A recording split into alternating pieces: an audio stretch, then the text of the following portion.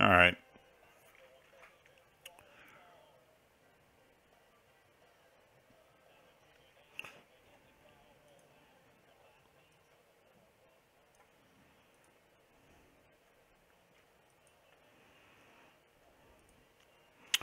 So today we're working on a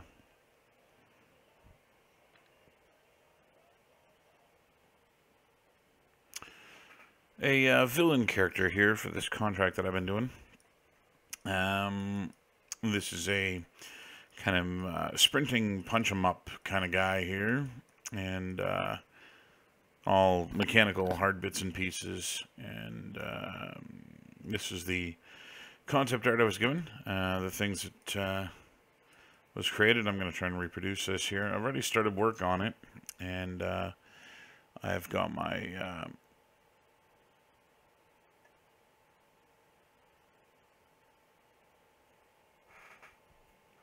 I've got a little bit of a start off going here. And put a good 15 minutes into this already, and started capturing the look of this guy. Now I'm not really doing high poly or low poly right now. I'm kind of somewhere in between, and I'm doing this so that I can I'll both be able to res this up to create my high poly and clean it up, reduce it down for the low. And so anyway, this is where I am right now. I've kind of just gone and built out the beginnings of his head here. I kind of like the shapes that were going on this thing, so that's where I decided to start. And now I'm going to kind of continue with this. He's got a compartment here at the back that I'm trying to make sense of in terms of what the concept is. So in the concept back here, he's got a arena activated battery locked into the back of his head here somewhere. It looks like his brain or something of that nature. It looks like it might be I don't know, a crystal or something like that. You know, when looking at concept art, you're always going to get a fair amount of you know, interpretation, trying to figure out, you know, exactly what the concept artist meant when they drew this. You know, without any frame of reference, just looking at this, hell, this could be a basketball. And so I need to kind of make sense of what this thing is. And so I'm thinking what I might do, which might read really, really nicely. Well, first, I'm going to have to make some kind of a sphere that's going to go in here, but also kind of hollow out an area for that sphere. There's currently nothing there. It's all pretty solid. And then I got to close up the bottom of the head as well. It's still all open here. But yeah, I'm trying to, you know, do something with that sphere. The first thing that pops to mind when I see those things is when you see these people that put together these hard surface alphas and things like that for ZBrush, you're going to see a lot of this kind of thing where they create a sphere with some examples of what these alphas look like put together. And I thought it might be cool to kind of create this thing here, you know, and create this thing and then go and place it inside the back of his head with the ability to kind of spin and roll around. I thought that might look pretty cool. You know, even this little tidbit of glowing here, I think that might look pretty neat, you know. Again, there's not a lot of real reference that I'm getting for what this thing looks like, and so a sphere like that may be the absolute easiest way of going about doing this. So yeah, I think that's what I'm going to do. Yeah, and as I mentioned, I've got to hollow a shape here for that. Now the back of the head here has got this little kind of divot that sticks out. giving me kind of a little bit more of an inclination as to where that thing might go. The top does not. It was very boxy here from the concept. And so I may just actually kind of reproduce this shape as a whole on the underside of that box to get that thing. I'm going to do the little eye ball here, the camera lens thing that it's got. I think what I'll do is I'll start this off as a sphere. Something like that. Now, this is going to be, from my understanding, the most populous mesh in terms of characters in this game, and so I'm going to need to be especially careful when it comes to just how dense I make this thing. You know, performance is going to be crazy important with this thing. If there's going to be a ton of them all over the place. And so I am going to be quite careful with that. Just to make sure that I don't destroy the entirety of the game here by doing this. And so I'm just doing some Googling here on my other monitor. I'm looking up some camera lenses and just looking at some of the way that the little frame that holds the lens together, seeing how those are structured. You know, I want to be a little bit more interesting than just a sphere inside a cylinder here. So I'm kind of looking at some other images here on my other monitor. You know, things kind of like this. You know, the little bevels and dents and things, not dents, but the little structures that hold the lens together. The more of that I can get in, again, the kind of more believable this thing's going to be. And so, just kind of seeing how some of these things are put together. There's like notches in here for removing the casing if you want to replace the lens. A lot of, you can see the steps in here. Again, that'll be something that'll be far easier to reproduce in a normal map than trying to do it in here. I saw one that I thought was decent here. Yeah, I kind of like this with that little lip. It looks like there's 3 of them evenly spaced. So I'm going to do something like that. Go look and see what else we got here. Now, reference, even if you've got concept art, is an incredibly important process to modeling. You don't want to just go in and try and create things exactly as they are in the concept art, without, you know, also looking at, you know, structurally how a lot of things are put together. It'll make your meshes look a lot more believable. Okay, I definitely like that kind of 3x3 little lip here with the little metal inputs as well. I mean, those are kind of cool. So let's see what I can put together here. So I think first I'll set this to be a hemisphere at 0.5 and convert it to an editable poly.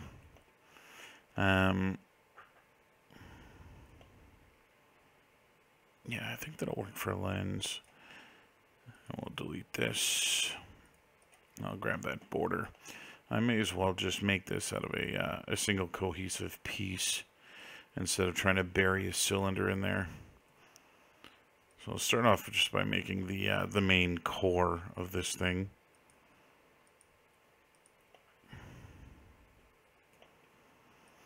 And then let me hide the concept art here so I can get a little bit of a better idea as to what I'm looking at.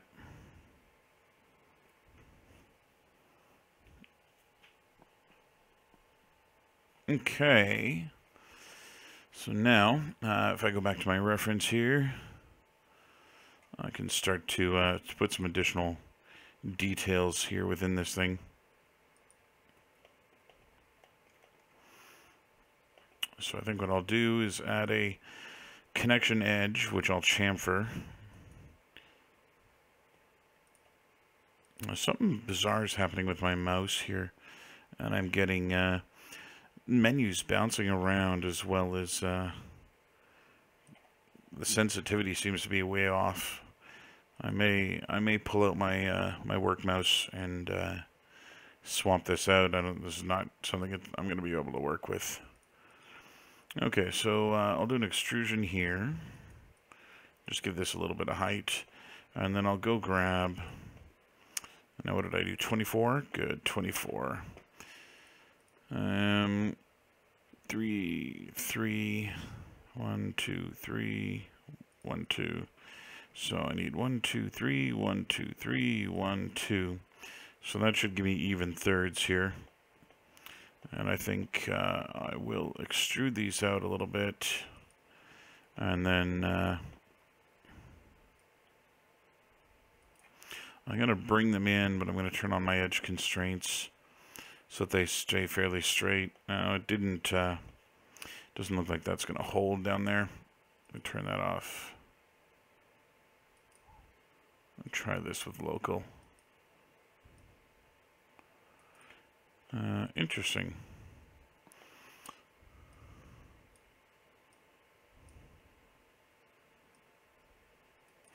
So I thought there was a layout here. I guess not. Okay. In that case, I will use the edge constraints, pull this in, and then I'll just have to mirror it around.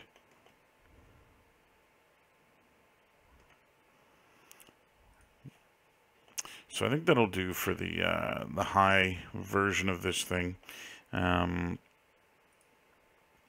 only because any other detail I'm going to end up just removing it once I get to the high poly, and so it doesn't really make a lot of sense here to do much else than that. I'll put more detail on the high poly. So what I'm going to do now is I need to rotate my mirror around. And so the way that I'm going to do that is by adjusting my grid snaps. And what I'll do is I'll put them at 7.5. And this should give me the ability to rotate this thing the right number of ways here. And then I'll just put a second one of these on and flip it. And that should give me those 3 little nodules here now looking correct. So yeah, I think that'll read pretty good for the low, and then I'll be able to add a lot more detail here for the high, just so it's something a little bit more interesting than just a cylinder and a sphere. The same is true with this panel back here. The panel on which that lens is sitting is pretty boring and flat. I may actually just go stamp something into that when I'm doing my high poly though, and doing nothing with it here.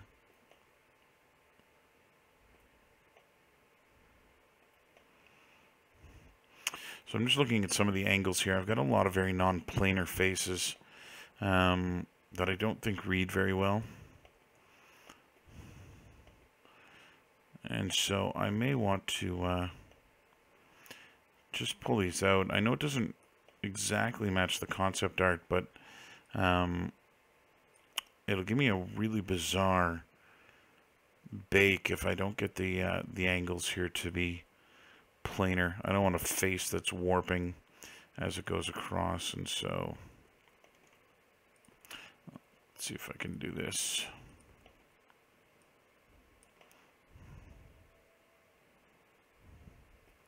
Yeah, maybe I'll leave that out. Okay, well, I'll see what that does when I get to my high. I may have to go in and readjust that. Okay, as I mentioned, I'm going to go in and fill in sort of the bottom of this mandible area here. I've got an edge in there already, so I don't actually need this guy. We'll remove that. Obviously, it's going to be needed once we get into the split here, but I'll get rid of it for now. So what I'm going to do is we'll just go add another edge here and drop it down using the slide and kind of figure out how thick I want that bottom to be. Yeah, maybe even just leave it 0. Okay. So what I'll do is I'll grab these 3. Actually, delete the front ones first.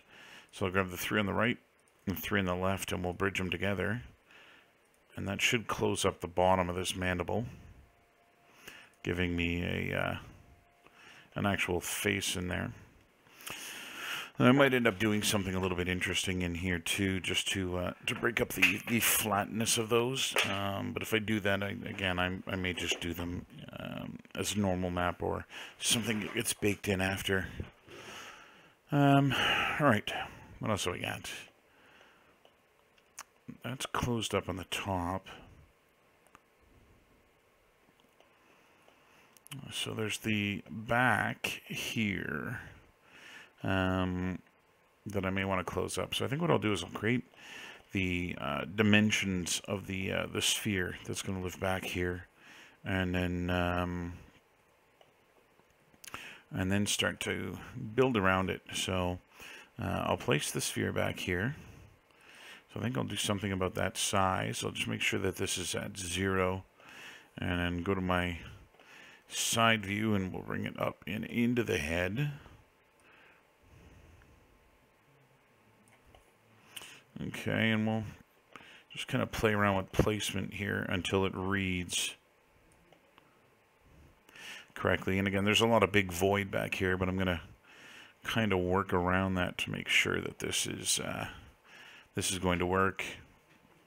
And the idea that I have with this thing here is that you could put a bone centralized in the middle of this thing, and as these guys walk around, or as they're in action during the game, this sphere, this battery thing that lives in the back of their head, could be almost like a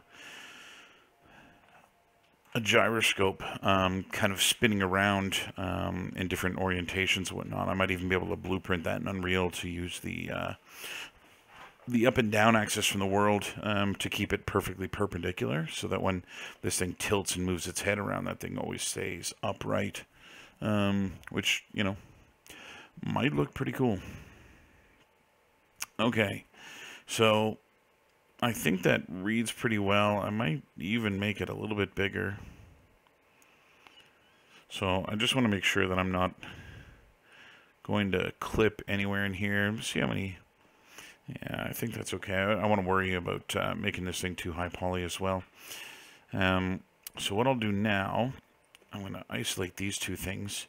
Now that that's where that thing is going to live, what I'll do here is I'll grab this guy, and now I can start making the little pocket that this thing is going to live in. So the first thing that I want to do is actually go and delete all of these bottom panels here. The reason for this, they were created using a series of bevels that I did to kind of build this up.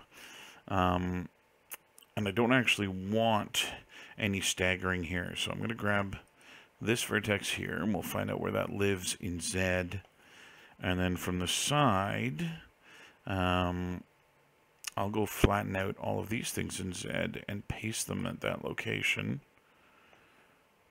so we get a nice perfectly flat area here. The next thing I'm going to do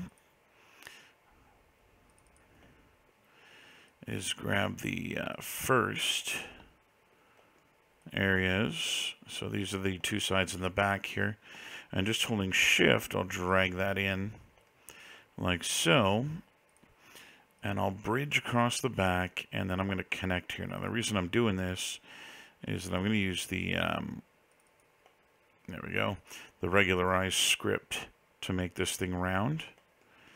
And I should be able to now center this thing and scale it down a little bit.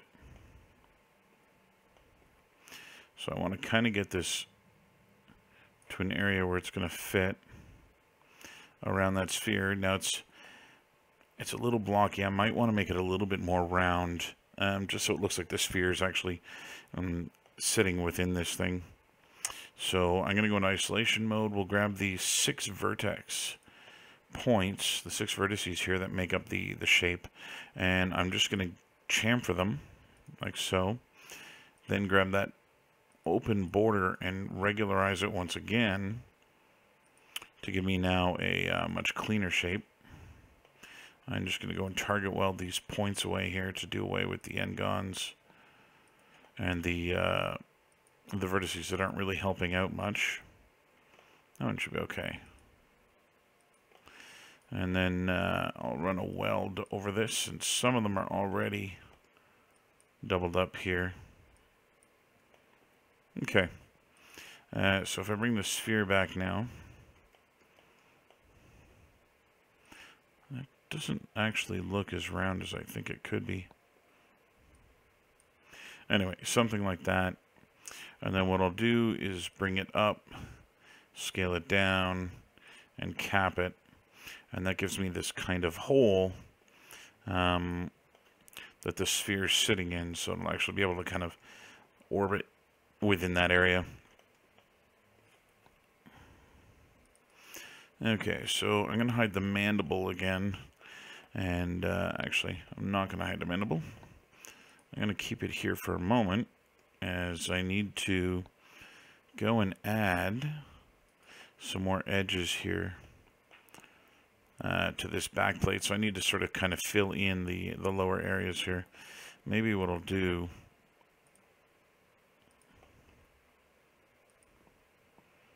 is maybe I'll do it this way.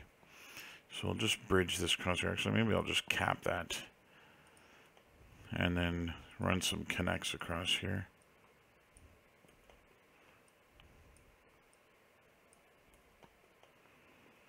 Okay, so that gives me a little bit more freedom. I'm going to go and just do a cut down here and straighten this edge up in X. I'm only doing one side of this, obviously, because it's going to be quite a bit easier to symmetry this thing once I've got a lot of this thing built. So I'll just go and quad this guy up to get rid of the n-gon while I have the opportunity to do so with the sphere hidden. Okay, so if I bring everything back and go take a look at this here, I think that polygon right there I'm going to use. So if I just go and extrude this, actually, cancel.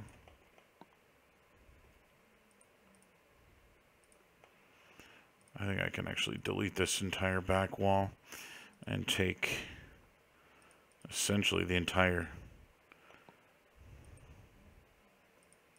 entirety of this thing all the way down,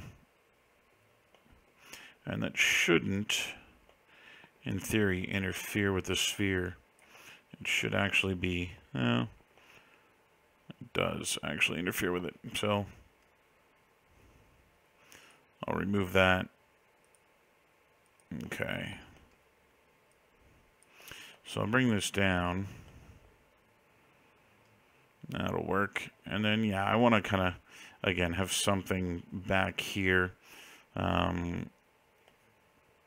just to kind of fill up some of the space to make sure that it isn't just a wide gaping hole.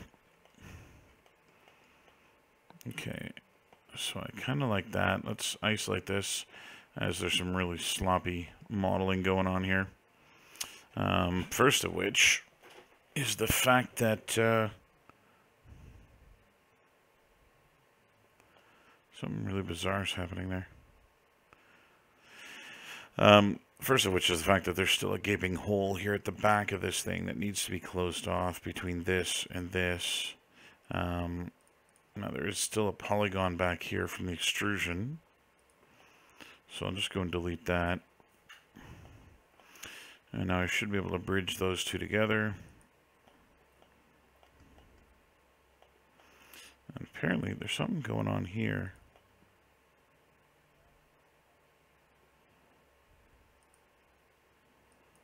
So I don't know how this is possible, but there's an edge that didn't drop all the way. There we are.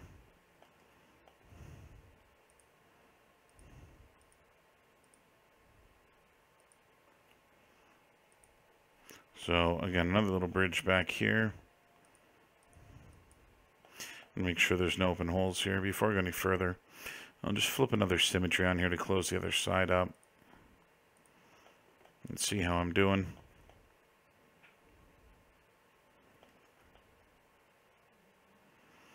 Okay, not so bad.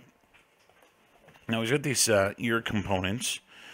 These kind of round discs that are living on the side of his head. And I think the smartest thing I could do with these would be to bring them in a little bit. I'm going to go and grab them.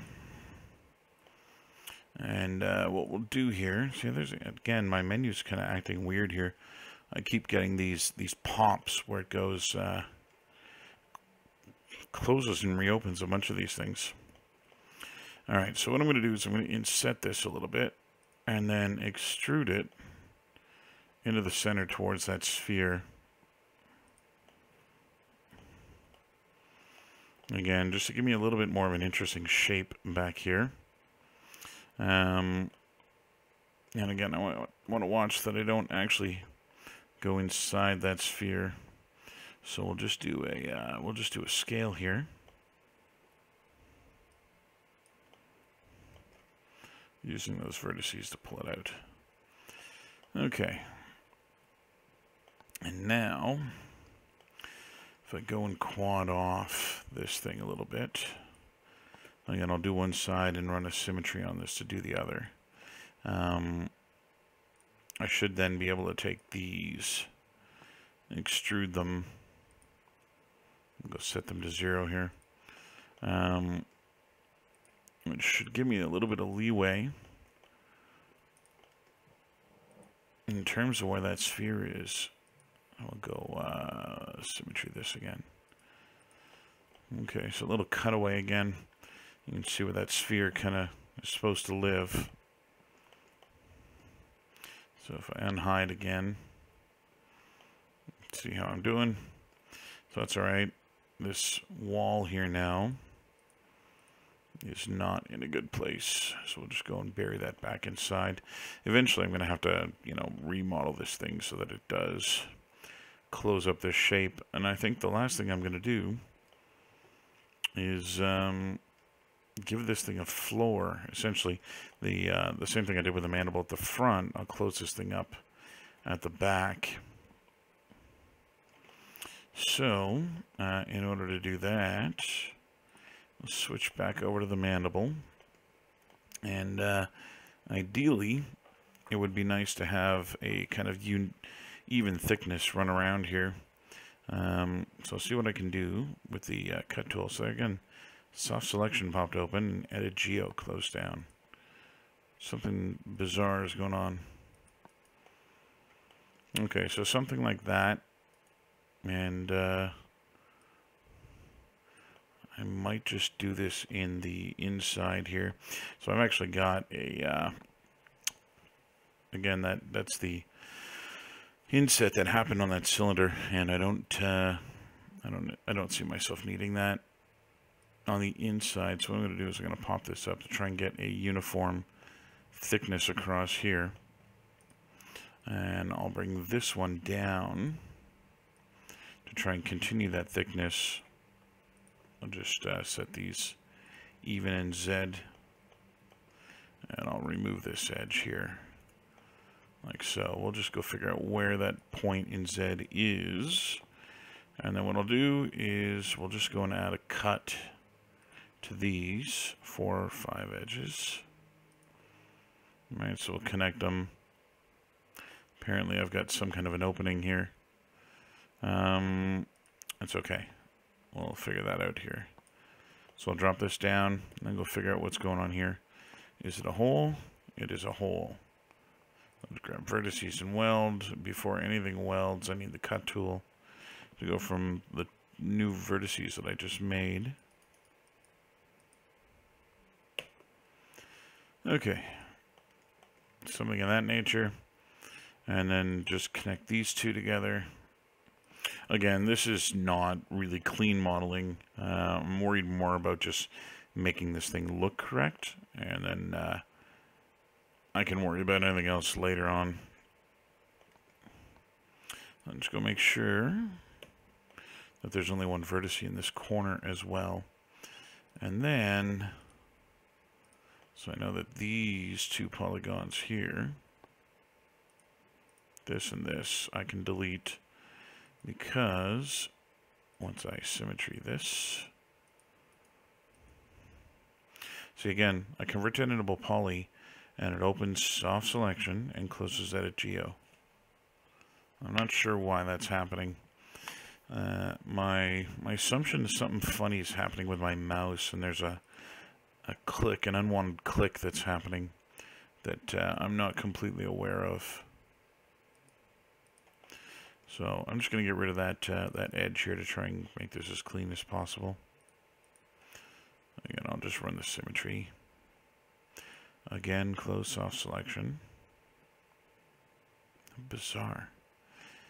Okay, so I need polygons 2, 3, 4. I think what I'll do is delete these ones. And again, grab those 4, like so. There should be 4 on the other side as well, giving me 8, which should be bridgeable.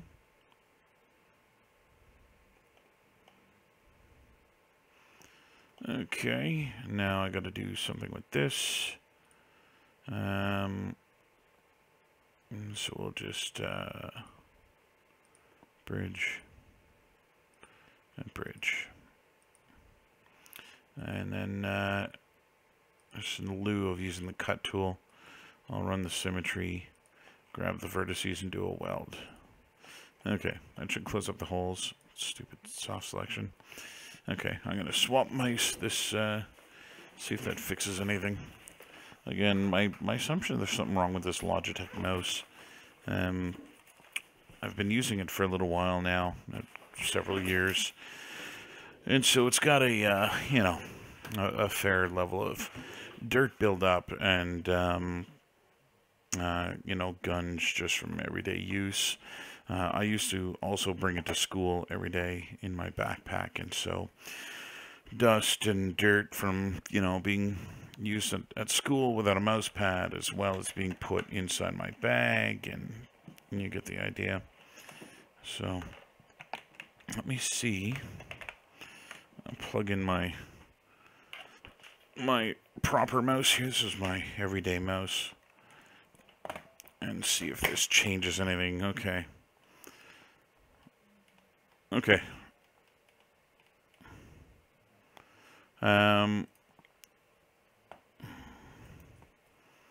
So let's see if this works any better.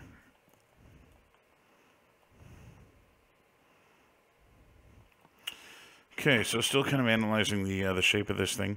I think it might be good to, again, try and enclose this thing a little bit more. Right now it looks like it would just kind of rattle around in there, and so I don't know if I'm going to put in some kind of a stand for it, or even just kind of close these corners off to it a little bit. Kind of take a look at this thing again. So the other thing here is that I've obviously got a an additional set of polygons that can be closed. So I've got this, there's another gap here where the cylinder goes straight under under the head.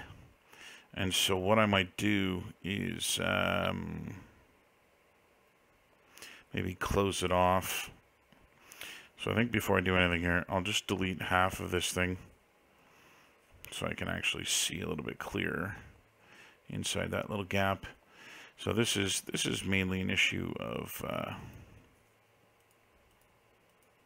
and see, even symmetry line wasn't completely perfect there. So essentially what's going on here is there's just a little too much you know, extra detail going on in an area where really we don't need any detail. And so I think what I'll do is I'll actually just go and close this off. I won't make it cylindrical going all the way through in the middle of a box. I'll just actually drop this straight down to the floor here. Again, Max did close a ton of my menus again. So it was not the mouse. It appears to be one of those other lovely, lovely artifacts that come from using 3ds Max. Okay. That works. Let's see, what am I going to do in the front here? I'm trying to determine where the best place to drop this thing down is. And I think it's going to be as far forward as that.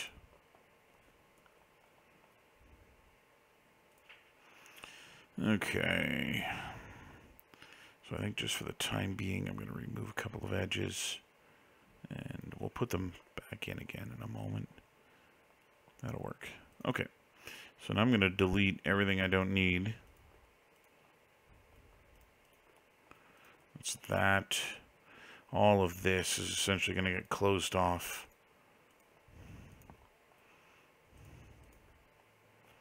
I'll delete that. Get rid of this vertex.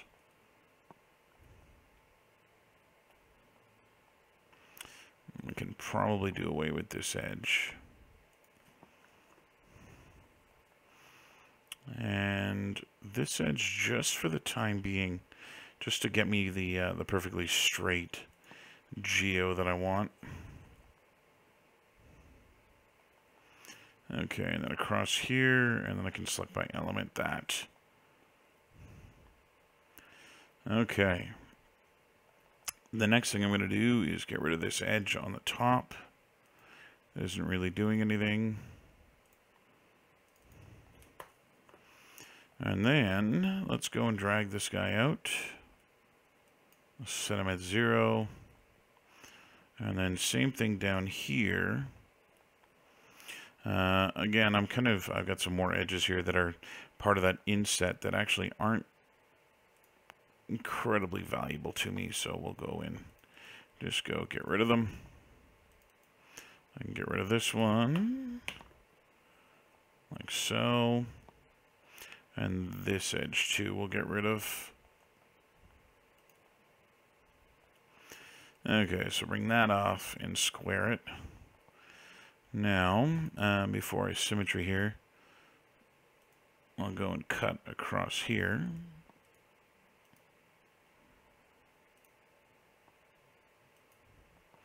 So that didn't manipulate my menu that time. Something bizarre is happening.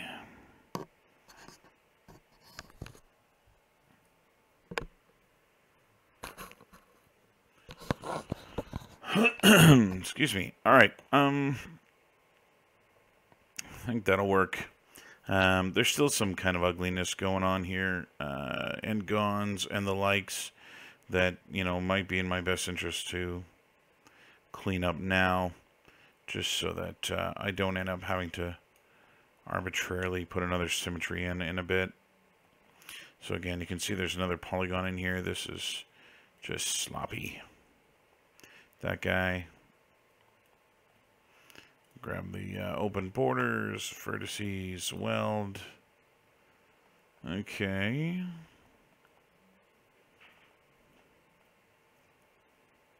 I think I am going to triangulate this corner.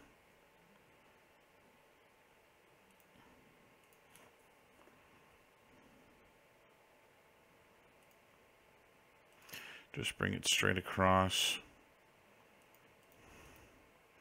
I'll just go reconnect this vertex in here. I think that's just going to read a little bit better with that sphere internally. Just fix the smoothing group.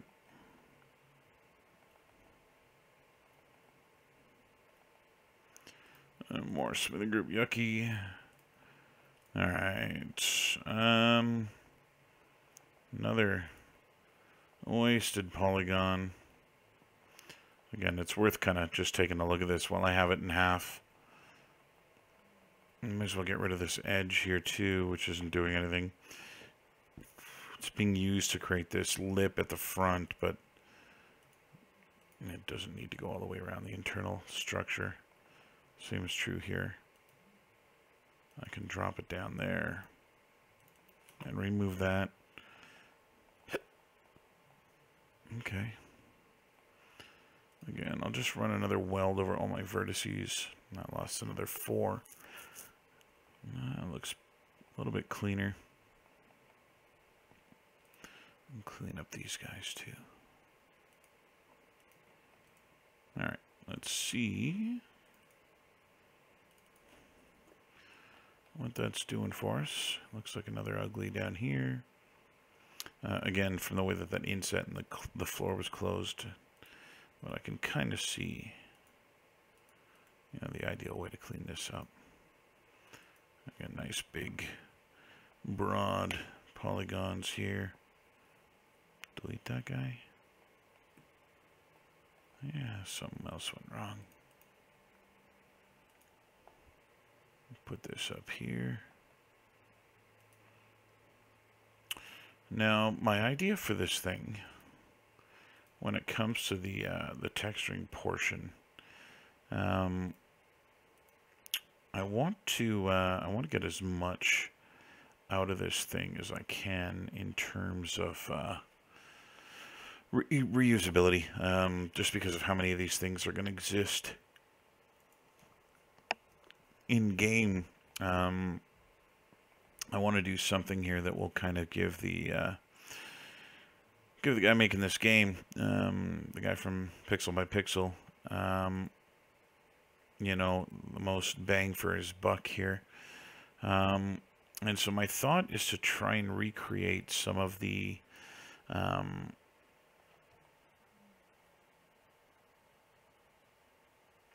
Ryan, how you doing? My thought here is to try and create some of the procedural texturing processes that you get from Substance directly into Unreal, so that essentially, I think I needed that guy.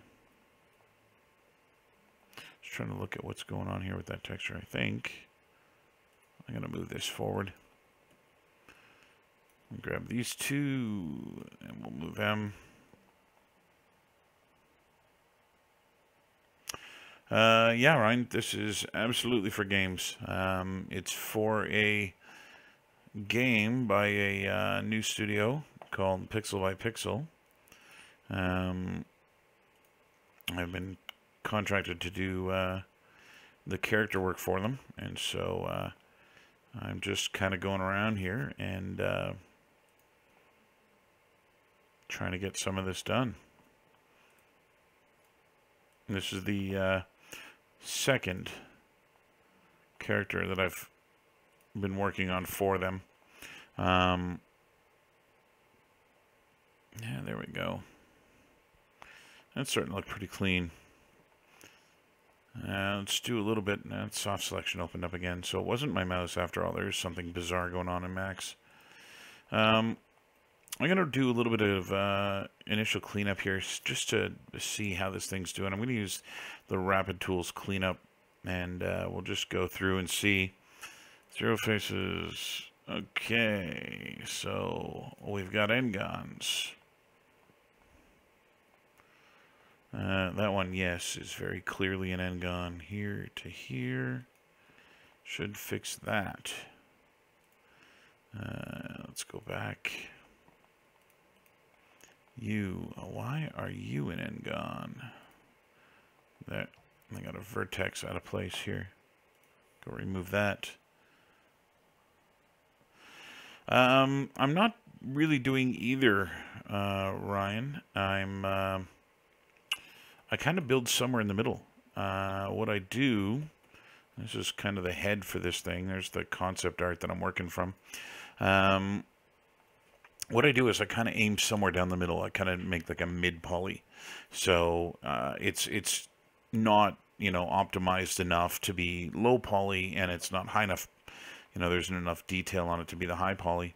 But I aim somewhere down in the middle. And then what I do is I optimize that mesh to make my low, and then, you know, add more information to make the high. This gives me kind of a better starting point for both. You know, I don't have to worry too much about reducing for days, trying to get a high poly down, nor do I have to worry about topology from a low poly, trying to make it look decent as a high poly. So I kind of work from a starting point in the middle, and then, you know, from that mesh I can work in both directions. It also allows me to put UVs in a high poly, because I'll unwrap this mid poly guy and then start, you know, adding information to make the high poly. So if there's anything that I want to do in terms of high poly with a texture, you know, stamp something into the mesh or whatnot, the high poly's actually got that information, which makes it a little bit easier to get there. So I had some N-gons in here. The obviously the discs on the side are getting picked up, but I want to find the ones that are as a result of vertices not being, these vertices not being connected here. Okay, let's do another quick select. When you get them along the center line, that's worrisome too, because I use symmetry on this, and so there should never be a point where I'm getting, you know, kind of asymmetrical N-gons.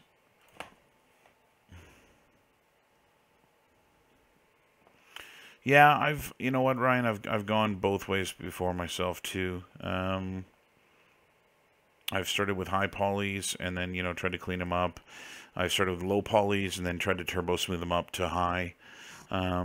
You know, I've done low poly and then brought it into ZBrush and tried to increase it in there to do high.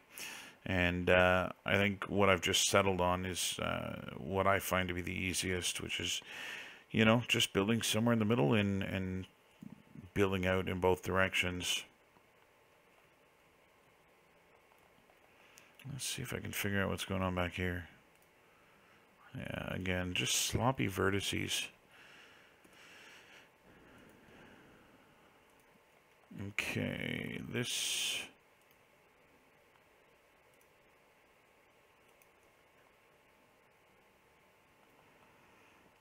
So I think that should do it for the N-gons, other than the two.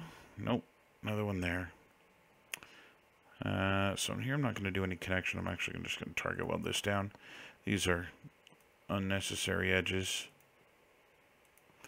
Don't need to exist. So I'll just drop them down. Okay, so I should be left with two, which are just the discs on the sides. Okay, so the mandible bottom part of this thing's head is looking good. And let's give a check to the top, because I've been modeling pretty sloppy here. Yeah, so these are from the extrusions that occurred. Yeah, that's ugly. Okay, so some more target welding here. We'll clean this up in a jiffy.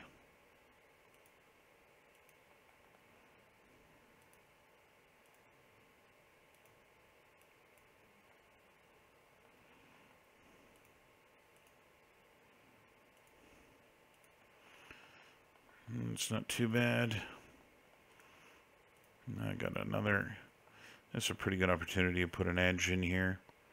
Help hold the shape of that that disc for the brain of this thing. Okay, cut. We'll just do the same thing on this side. And again, remove those unneeded edges. And do another weld. Check for holes. Check for N-gons. Two N-gons.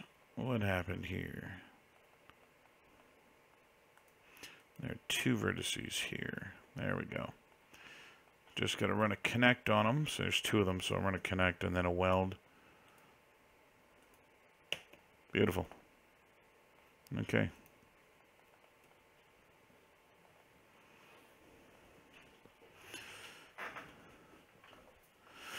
All right, pretty pleased with that. Now, I'm not going to do too much of a neck here on this thing until I can actually go in and do the torso. My reasoning for this is that I don't want to have something just kind of hanging down and then try and make the torso fit to it. And so what I'll do is I'll model the torso as accurately as I can, and then try and go in and do something in between the two. Again, the concept art is a little vague in terms of the neck, and so it gives me a little bit of opportunity to create something here. You know, it looks like there's, I don't know, a cylinder or something in there. And so maybe what I'll do is I'll put like a three-way connection of pistons or shocks or something like that. So it actually looks like this thing can move around. Let's see. Let's just trying to analyze the shape of the torso here and see what it is that I'm looking at. So he's got this kind of rib cage-esque thing going on. Let's try doing this with, let's see, let's do this with a box. So I'll start in the side view. I might as well start up here. And, I don't know, do something a little bit like that. So I'll just convert this to an editable poly, and then I'll just slowly start moving vertices to where they belong. So this is the bottom of the thoracic arch. This will go straight down into his back here. And then I'll give it another connection through here. And we'll give that chest a little bit more motion. I'm going to round off this edge as well. We'll just use chamfer here to do this. Again, I'm going to be mindful of how much room that neck has to move. You know, if you want this head to be mobile and have the ability of moving around, I'm going to need to do a little bit more than what's there. Okay, so we'll start moving some of these vertices out. The front here that I'm looking at. Again, try and capture a little bit more of that rib cage. We'll try and capture this thoracic arch here as well. So pull this edge down, and I'll just use the cut here for this. I want to leave that point out there. And so we'll just go and bring this out here. There's another point here. I should probably just make this one match. This looks like it's meant to be reminiscent of a clavicle, with this quite familiar S shape in here. So we'll go put that in. And then everything above there looks like it should be a collar. But you can see that from this side, like it looks like it's a really high-rise collar. And I'll go and put an edge down the center.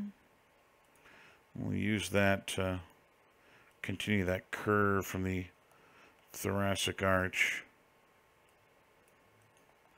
Let's pull this down here. Check where that one is. Yeah, I could probably move that as well.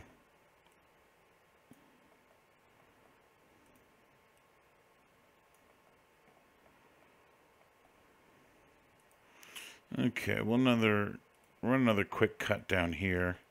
I want to make sure that there's movement in between the main part of the chest as well as the lower bits that are going to be the abdominal section here, where this thing should pivot around.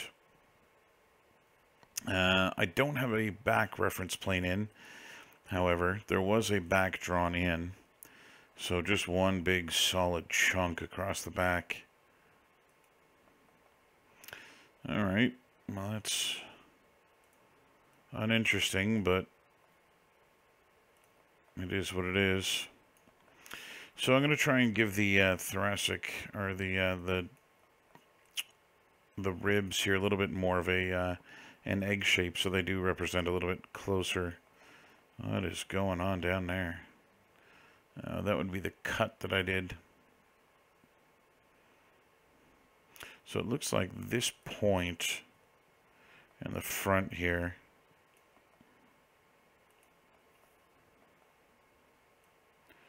needs to come forward.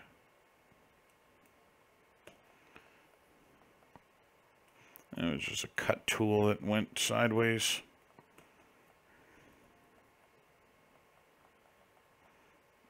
Okay.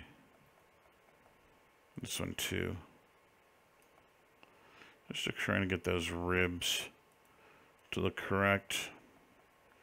In fact, I'm going to delete the bottom of this thing. I'm not sure how he's going to connect to the next section here, but we'll go and play with that a little bit. Alright, so in the front, he's got something a little bit reminiscent of a, I don't know if that's kind of supposed to be like a pectoralis muscle of sorts. I'll try and go place that in. And then I'll go and reposition this edge.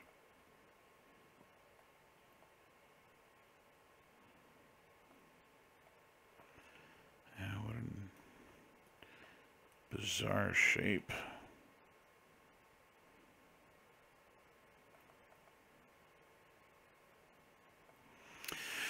I think I'm going to have to play around with the collar design here to make it make a little bit more sense. Because as it is right now, we're not going to get a lot of motion out of that head. It's almost like he's got a high collar on, which means the head will just be able to kind of bounce around a little bit. You won't get a lot of pivoting and moving out of it.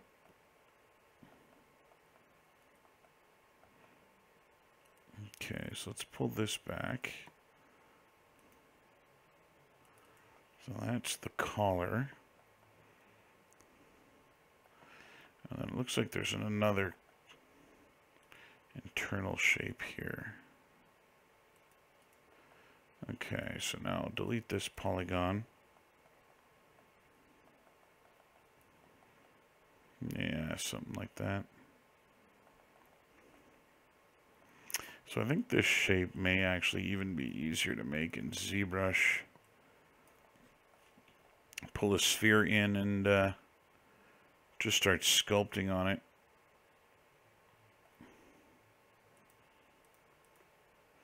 Use a little Dynamesh. I may do that. Let me try and make this planar.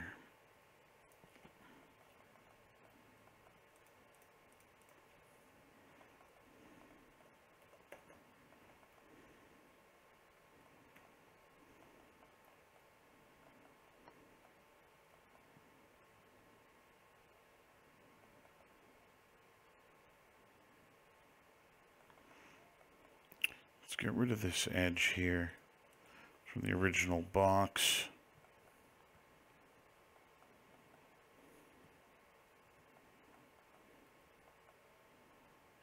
Pull these guys up.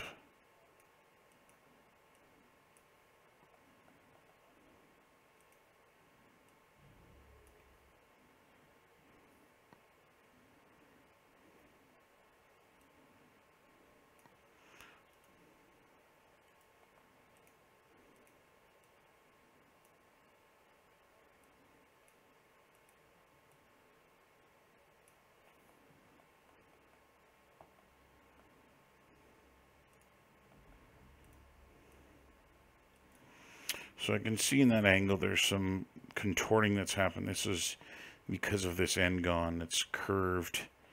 And so I'm going to need to add some more topology here just to ensure that this is a straight planar face.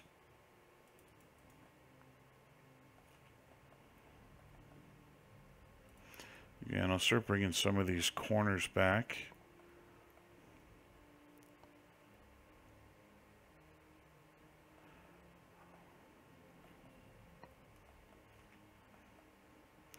Now, there's obviously going to be a nice big hole here for the arm and the side. And so maybe we'll go and put that in, use that to help figure out what's going on here. So I think what I'll do here is I'll just use the cut tool to kind of rough out the shape of this thing.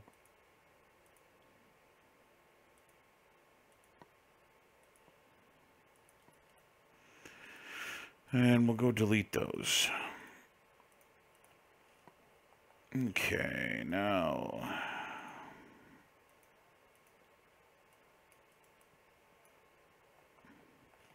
see what I can do about adding another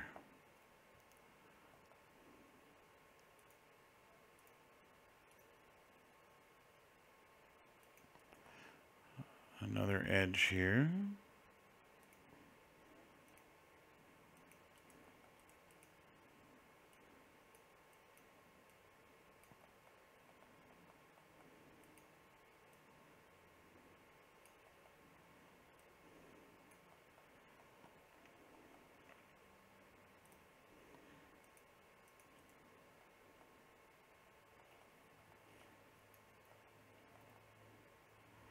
Okay, so there's kind of that armhole.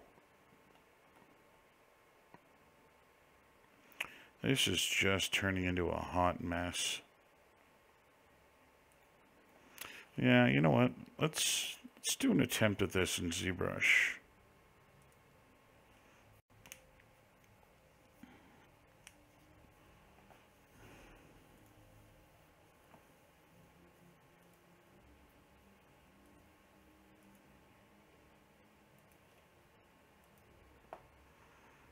Okay, so let's start off by just throwing some geo in here. Let's start with a sphere. The only thing I'm going to make in here is really just that rib cage.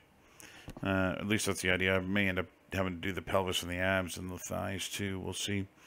So I'm going to make this Polymesh 3D. I'm going to go to my draw palette. And let's see, in here,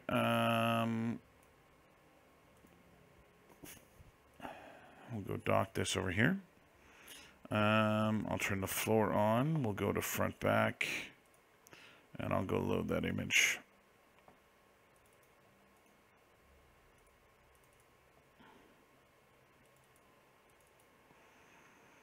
Okay, so let me turn on my front mode here. And we'll just go and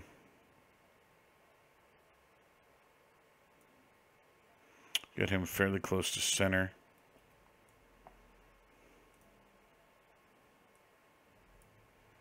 I'll scale down this sphere. Let's see what we can do about this.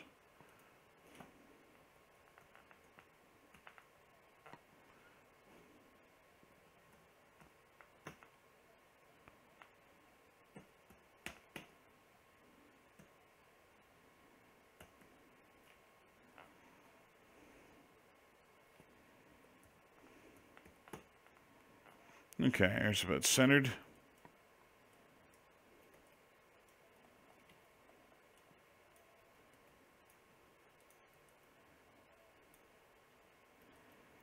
Now, I'll do the side view here too.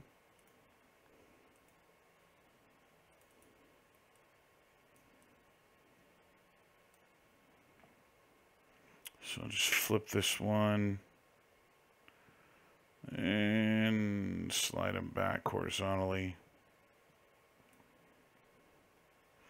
Good enough. I can adjust it in max once I get it close. So if I find my my stylus here, we can start sculpting. So the first thing I'm going to do is just use my move brush and symmetry. And we'll go get this egg shape correct.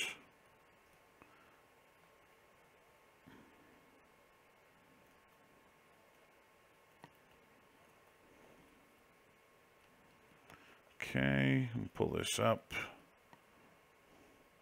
Again, I'm running with the assumption that that thoracic arch is the end of this thing.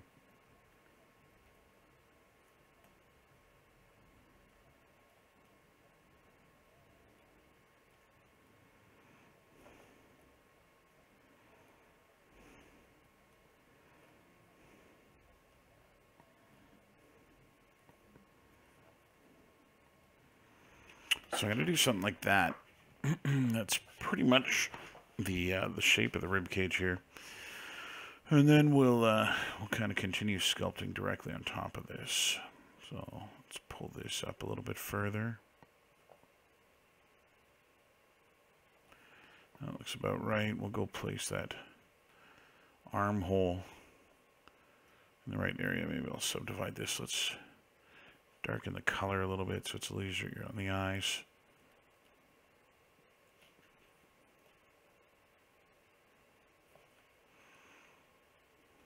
Okay.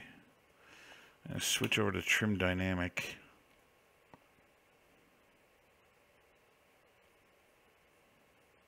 I'll see about identifying some of these planar masses that exist on this thing.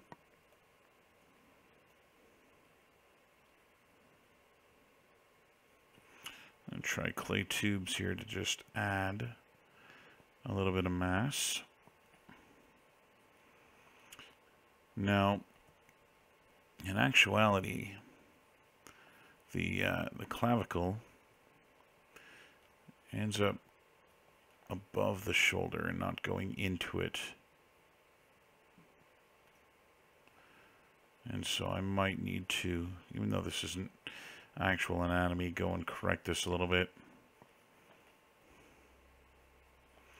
Okay, so I can see that planar break that happens here.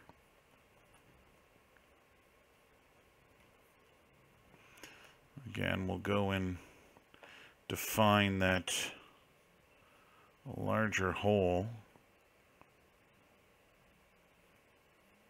from the arm, that kind of oval you see there.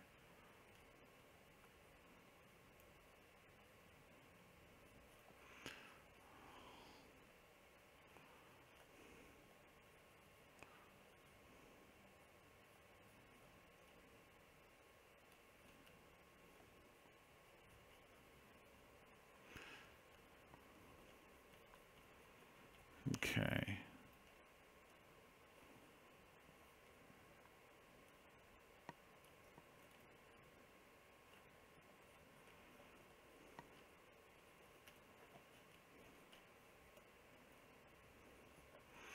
So I think what I'll do too is also hollow out the entire opening here. I can always add other components to this.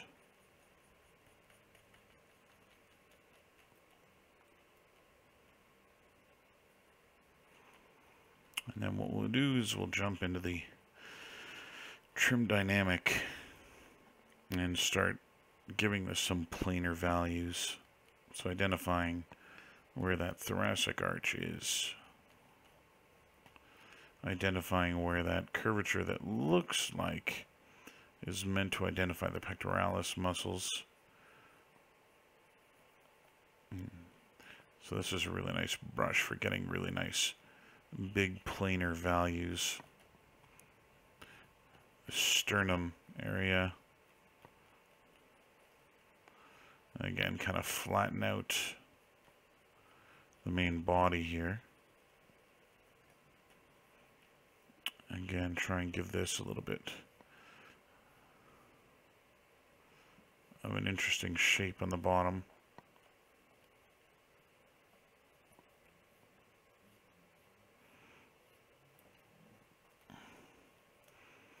Use this to identify that clavicular region.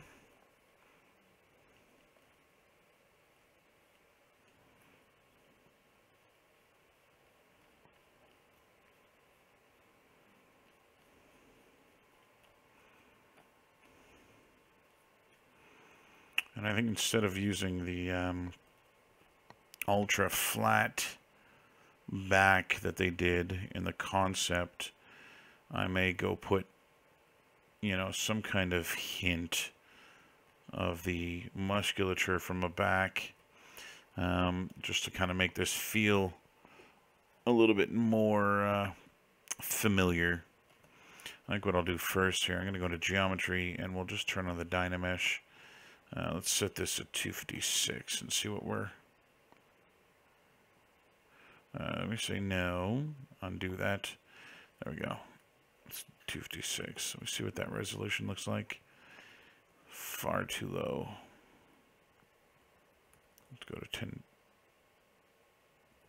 1024. A little bit better. 2048. Okay.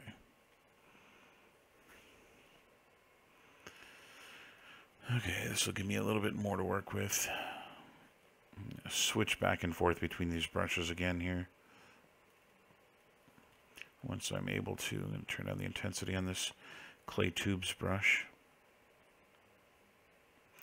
Once I'm able to actually define enough of these things.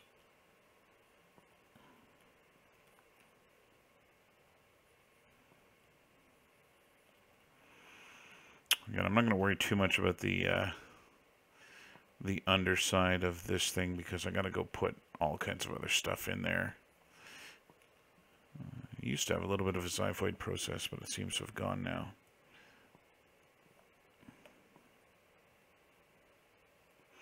So again, I'm just running the trim dynamic brush on here, which is going to help establish these planes that will allow this thing to look more like a molded piece of armor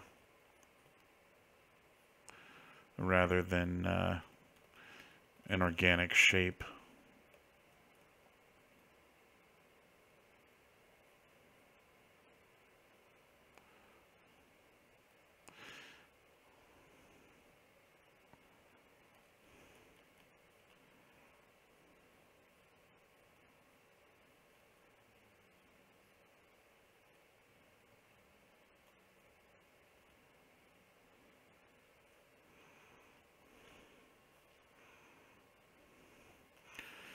Okay.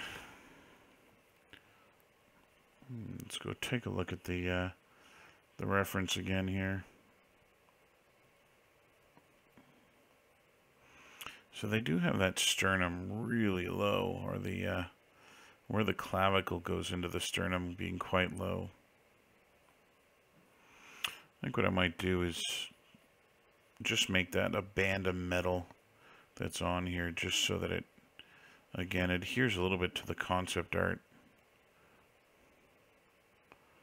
And I'll just hollow out above that.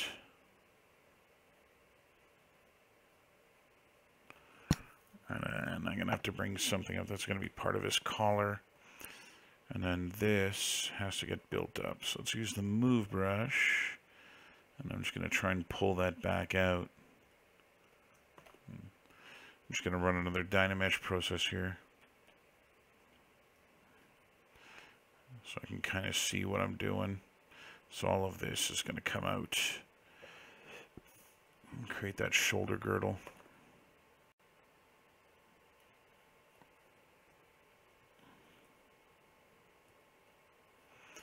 Okay, let's get out of there.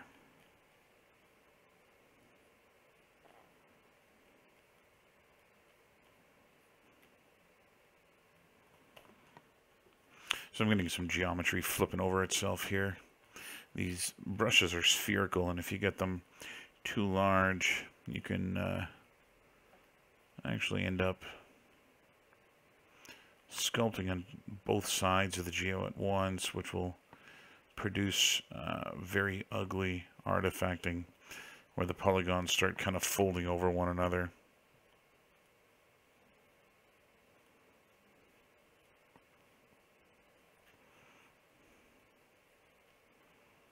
Okay, so I've got some kind of more solid shapes going on here. Again, trying to make sure that everything's pretty straight and flat on this.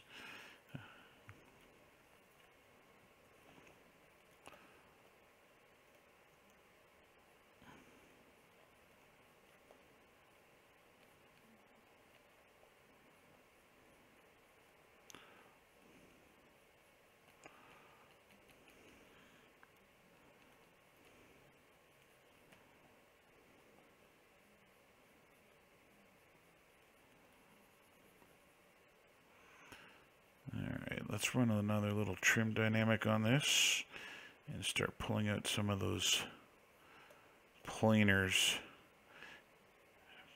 shapes here again, just kind of flattening out the surface.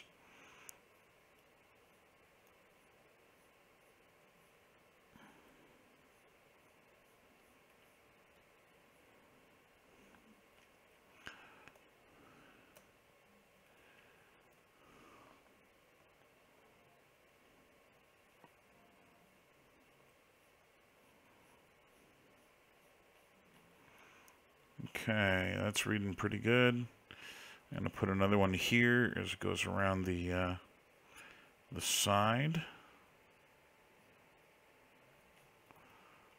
Let's see kind of where this goes up here.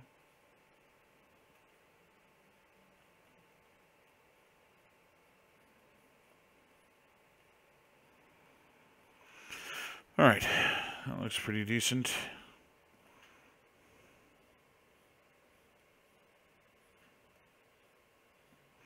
And I can't keep going over this, you know, little bit by little bit. Trying to get those values to be just right.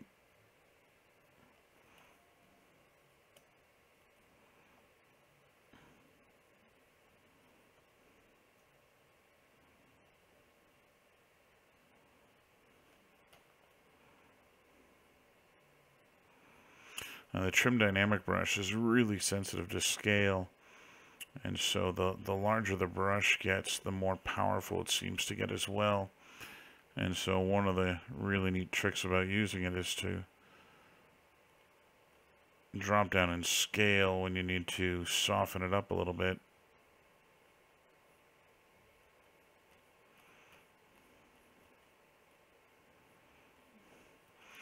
Again, I'll end up retopoing this to generate a way cleaner shape.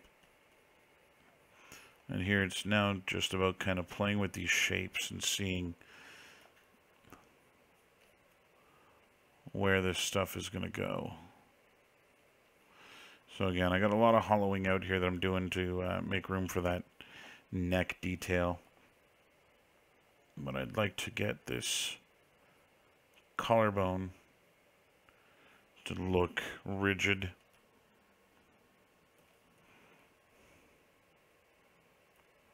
So again, go and pull this around the back. And as I mentioned, I want to pull in something that's going to start adhering a little bit closer to the anatomy of a human back than the design of this thing, which was just this kind of flat carapace looking thing. And so one of the things that this thing has in the other component here is this collar. And so I can use the collar up here and then start kind of playing around with this other shape. So I'll switch back into clay tubes and kind of sort of add in what you would get on a human back. And so I'm not going to be able to put the top of the traps in, but I can kind of play with these volumes here, and then where that latissimus dorsi would go. Now it goes and connects essentially on the side of the arm here, where I'm not really going to have, or on the side of the torso here under the arm, where I'm not going to have anything to go there. But again, there's another mass that sticks out here. What I'll do is I'll just stop it short.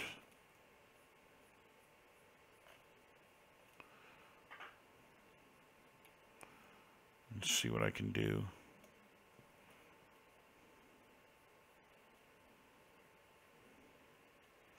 Again, I don't actually want this to look like musculature, but if I can use it as a means of defining a little bit more shape to this than what the original concept had, it'll definitely improve on the design.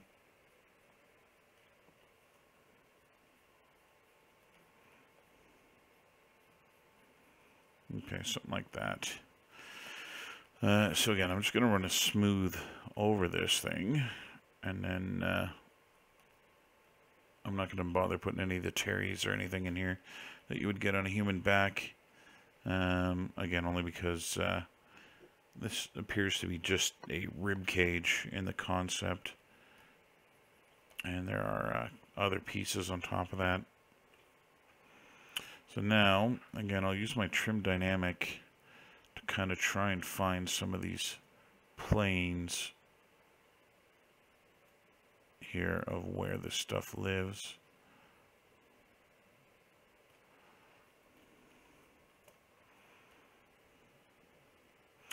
I often feel when I'm doing this stuff a little bit like Bob Ross.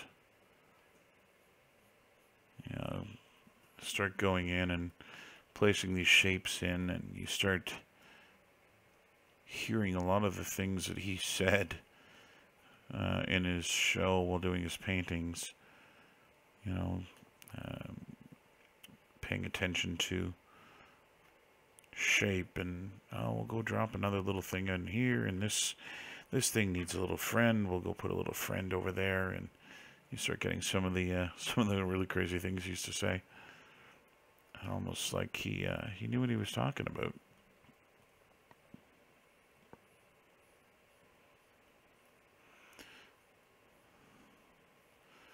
I kind of see a little bit of a triangular shape happening here between the what essentially was the lats that I drew, which aren't, again, really meant to be realistic looking lats.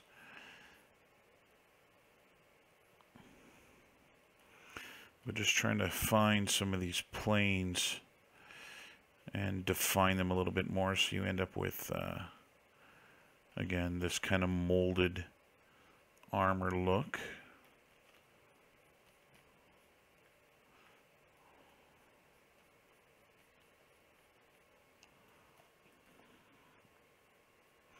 So this kind of looks a little bit like you would see in a scapula as well.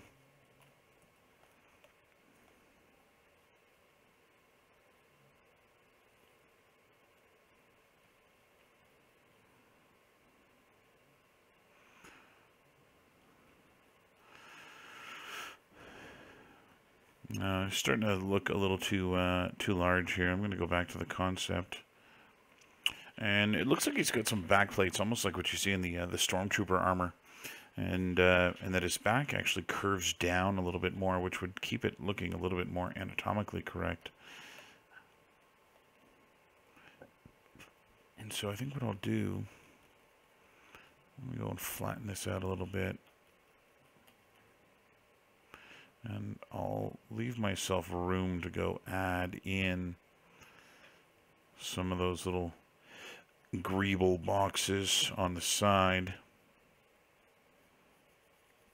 which I think will work nicely. And then I'll just go to find a couple of more planes over on the side here.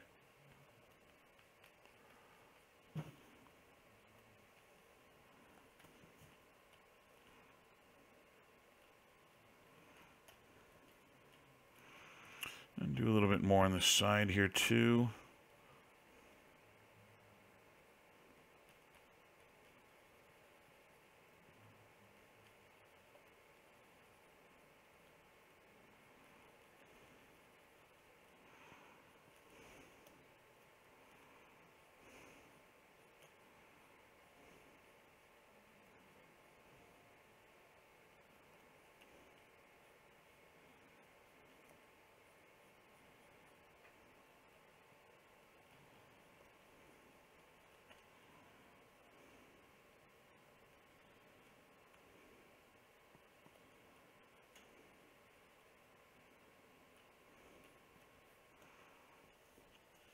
Alright, not so bad. I'll continue this arc that I've got going here, this flat spot. And I'll kind of use this as like the inner ridge. So I'll put the inner workings of this guy in the middle here.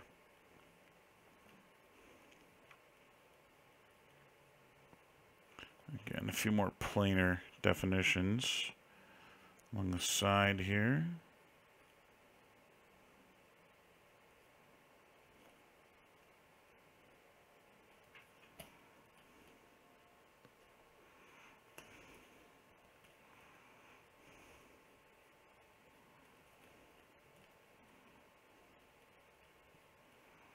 Okay. I'm just going to run another Dynamesh on here while I'm going.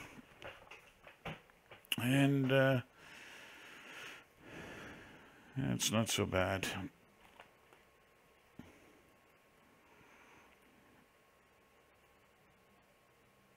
I think I am going to bring it in at the back, and I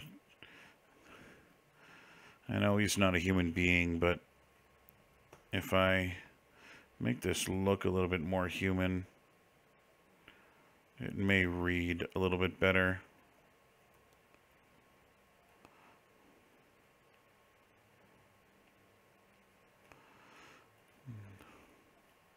Something like that. Okay, back to the trim dynamic.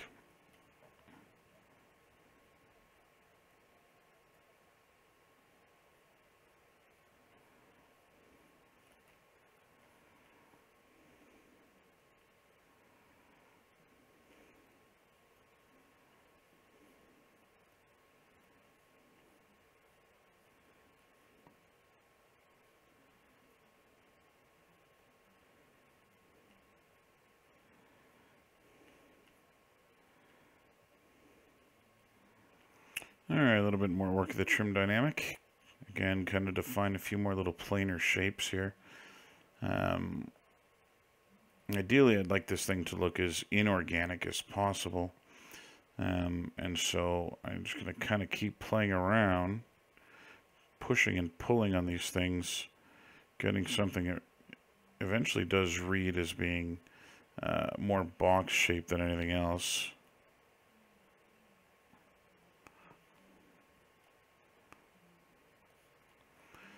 Looks like I can put a little bit more mass here,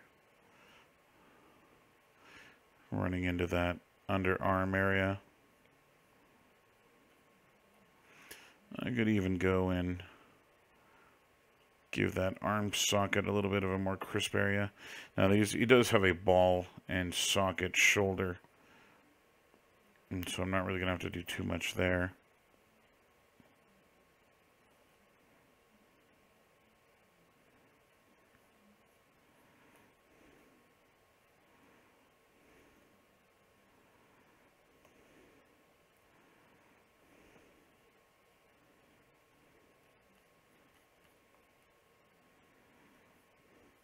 Some of these things are a little bit more subtle than others.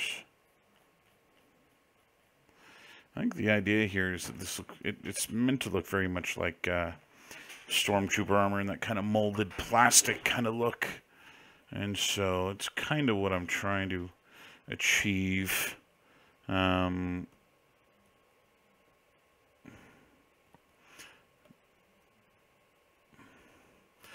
like to avoid curvature here in a lot of these places if I could. So just using the move brush and kind of readjusting things, I should be able to kind of square these things up a little bit.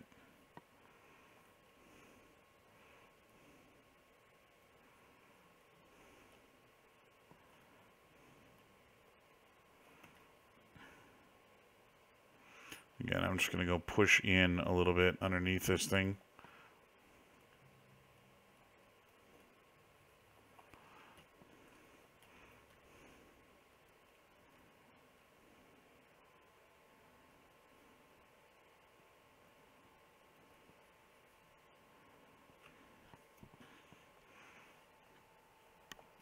I think I need more V shape here. I know this is just meant to be the rib cage, and that the lats would actually kind of be out here towards the bottom of this thing, and so you wouldn't really see them in that way. But I think that triangular shape that you get from the lats will read a little bit better on this.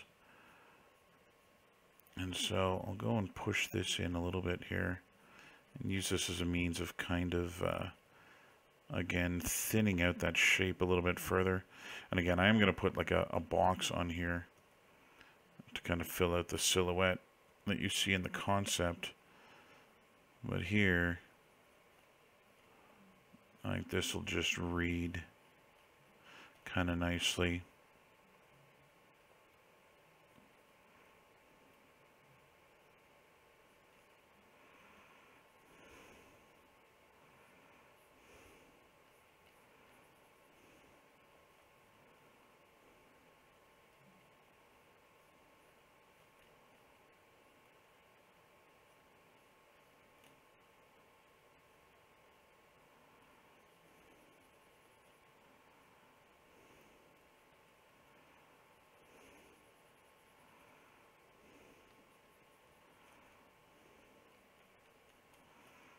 There we go.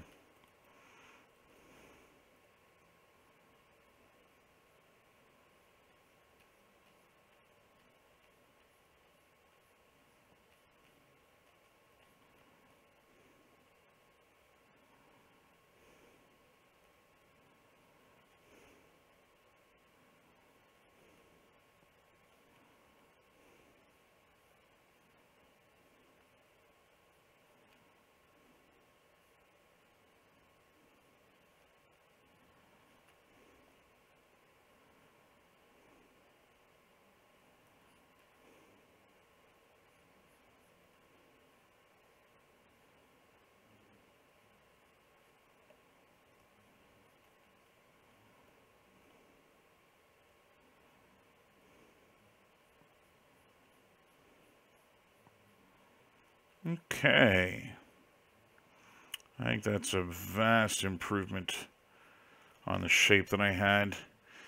Again, it's not really meant to be anatomy, but more kind of a almost like a nod to the anatomy.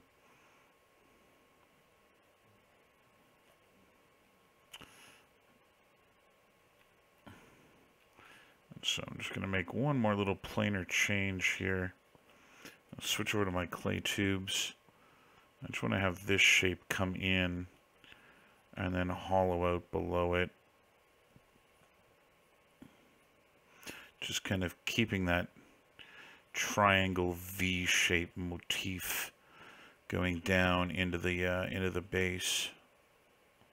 I'm just going to kind of dig this in a little bit further to try and emphasize that angle change that should happen kind of right there. So with trim dynamic here, I should be able to now pick up on that.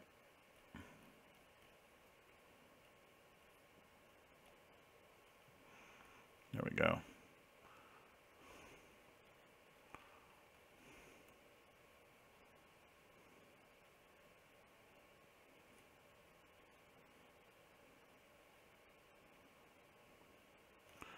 There we go.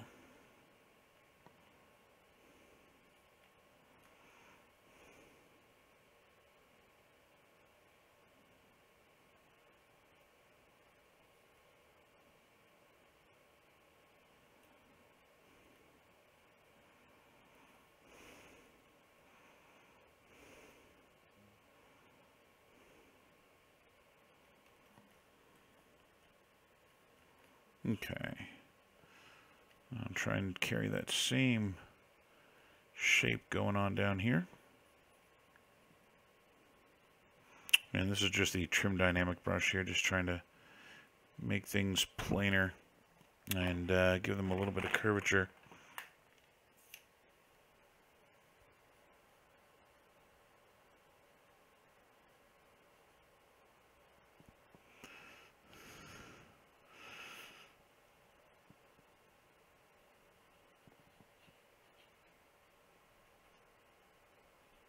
Okay.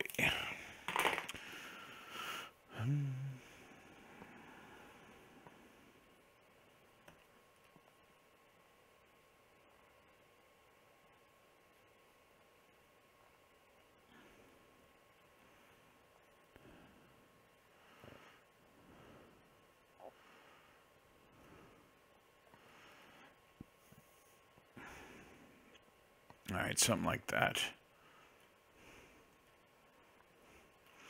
Okay, so the last thing that I want to do here is just square up the neckline. I was pretty vague about where it's going at the back, and so I'll just kind of square this up a little bit here.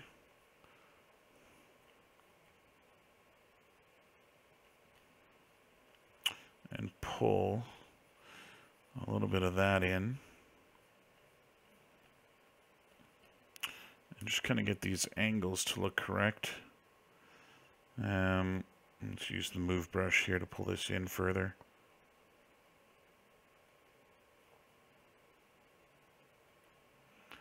Again, when I put that collar in, I'll just kind of make the two match quite nicely.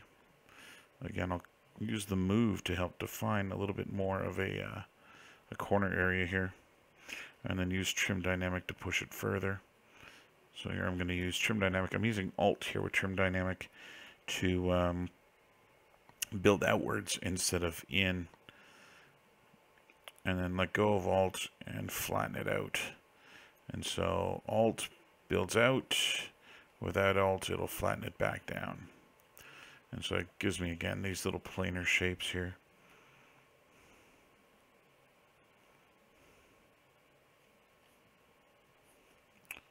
Didn't need that. Okay, same thing here. We'll just run across the back of that.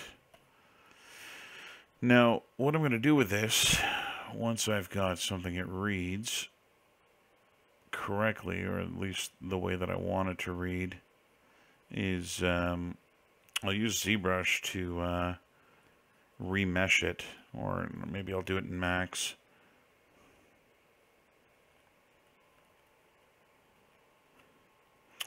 I'm just going to switch over to Dam Standard for a little bit, and there's just a few kind of corners here that I want to emphasize a little bit further, and Trim Dynamic didn't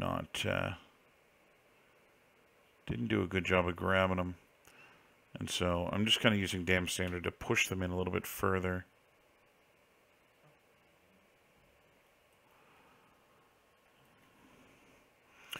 Again, this thing is far wobbly than the end result will be. Far wobblier. I'm going to very much go and make sure that it's nice and square when I do the other version of it.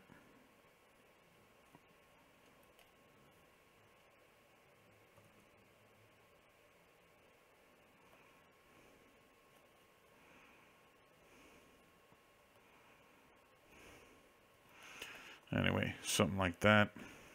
I think this area here too. Let me turn this down.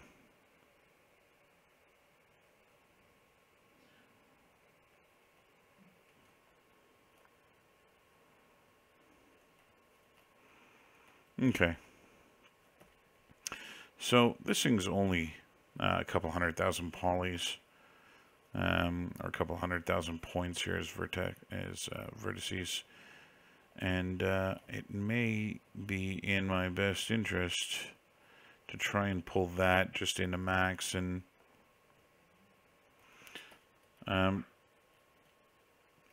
model it out from there. And so kind of keeping in this this plasticky shape here. So I'm going to export this, and I'll just put it in here. We'll call it rib cage.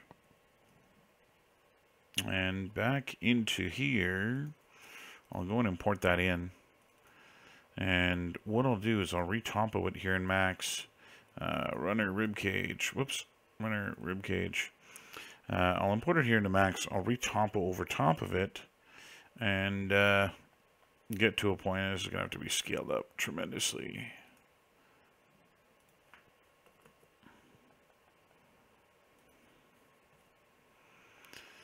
Okay, so I'll do this in the front view.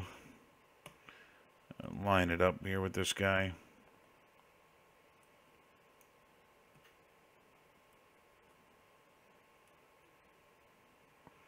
Something like that. I'll just isolate this, and we'll go do some retopo on here. I'm going to use the freeform modeling tools, and we're going to draw on the surface. I'll pick the surface. We'll go and create a new object, and I'll use step build and go drop in some of my first vertices here, just 4 of them. And I'll turn on my edges. I'll go to extend mode, and we're going to alter the color to something a little bit more obnoxious so that I can see the difference between the two. And then I'm going to start off with larger polygons than I want, in an attempt to try and keep it as planar as possible in as many of these areas as I can. And so trying to find all these angles that, you know, were present.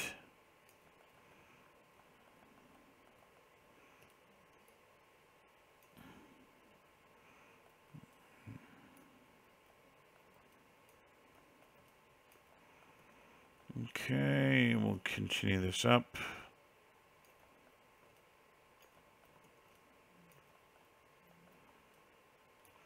No sense in making the topology ugly here. I might as well try and keep it clean as I go.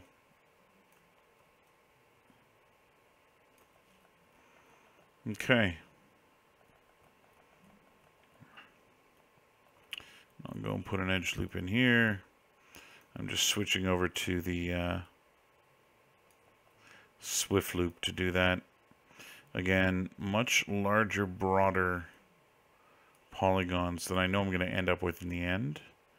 The goal here is to actually try and get this done quickly. And again, I want to let the software do the majority of the work. And so a good chunk of this is going to be done by you know, letting the turbo smooth do its thing, and you know, tesslating this thing out. And so doing really big broad polygons like this is really easy to retopo in a very short amount of time. So I think what I'll do here is I'm going to add one more little polygon, clean up that edge. And so I'm trying to keep these vertices here in about the center, like that. Okay, so this guy will go straight to here. And let's go, whoops, straight down as well. And now this, I'll try and make this thing square through here.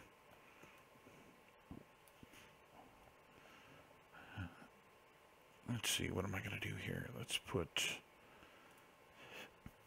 an edge there and an edge there.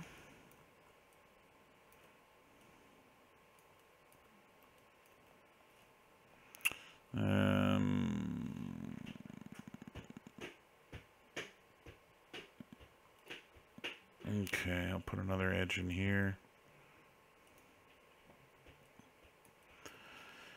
And then again, I'll just reposition these things.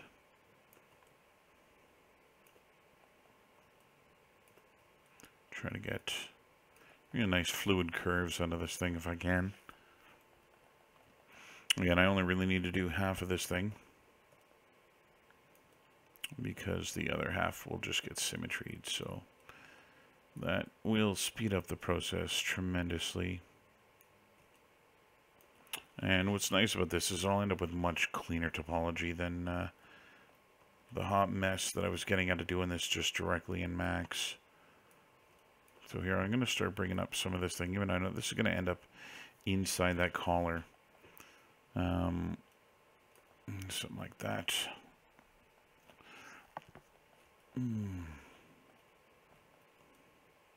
So there's another little edge here.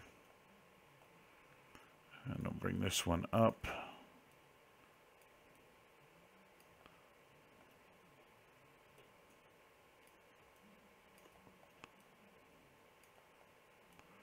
And across.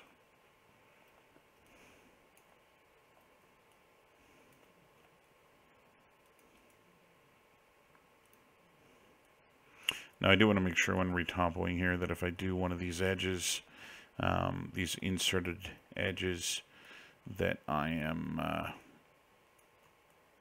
repositioning them so that they stick to the surface, because I'm creating them using Swift loop, and Swift loop does not adhere to the surface. I kind of get away from the original sculpt a little bit doing that, which defeats the point of having an original sculpt in the first place. And so I want to make sure that if I'm you know, trying to adhere to this thing, that I actually do adhere to it.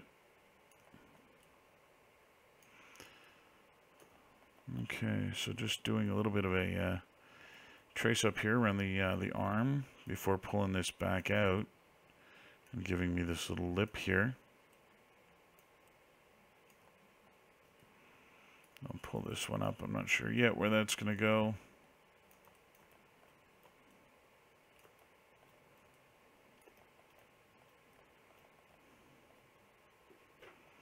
So I think I want this to continue up.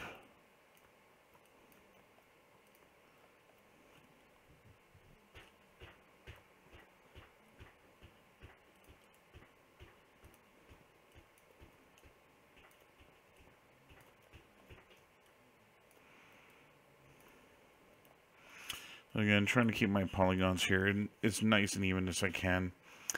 Triangles aren't the end of the world. I've been trying to avoid them up until now, but, you know, if they happen, they happen. Okay, I'm going to keep this thing going and try and follow this shoulder ridge here.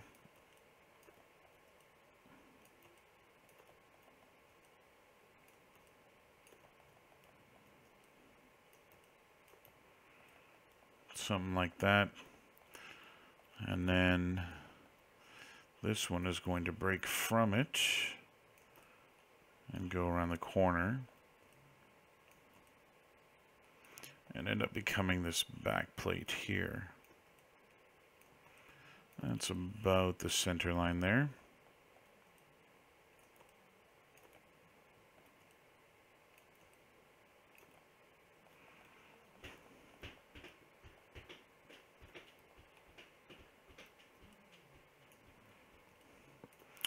So this should give me the inner circle here around the arm. So I'm going to triangulate that.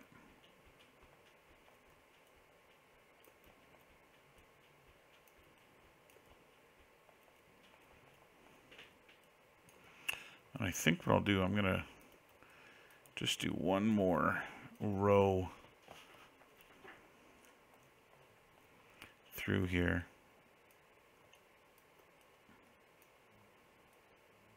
And I may go through and actually make that quite a bit rounder.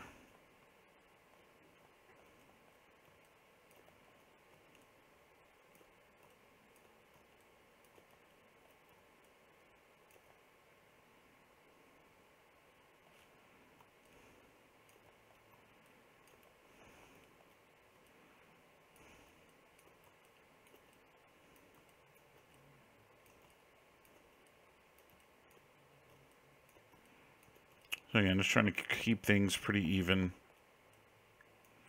in terms of where these polygons go.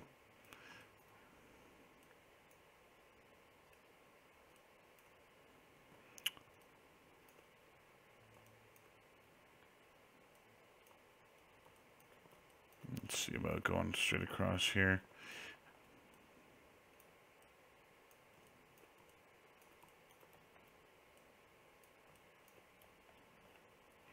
So I'll put another edge loop in there. This will give me the opportunity to make this thing a little bit more round, since I've got the topology here. Now I've gotten quite a bit smaller in terms of how big these polygons are in this region. It's not the end of the world, but it's definitely a departure from how large they are in the front here. But that's because this section is quite a bit rounder, right? There's a lot of more angle changes that happen here than there are in here. Okay, pull this guy around as well, just to give me that inner lip, which again, I'm just going to remove most of that actually when I get into it. I'm going to put an edge loop in here, and again, just kind of average out this shape a little bit further. This could use another one here too. And again, I'll try and average this out.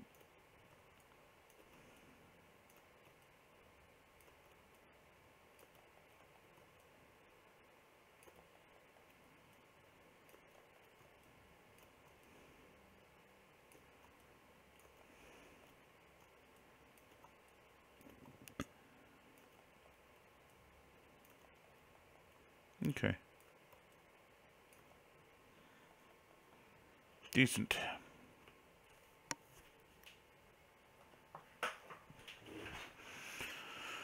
I just got to go around the back and finish off this center line here.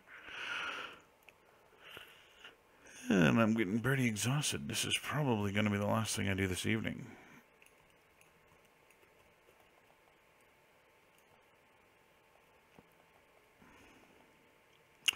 Morning comes quickly when you have 5-year-old twins who have no concept of personal space.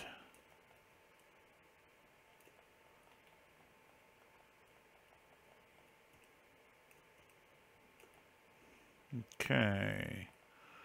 That's not too bad. I'll carry those in there.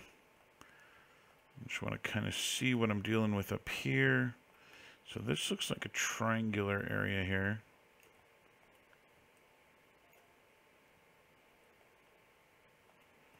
I think I'm going to put a triangle in here too.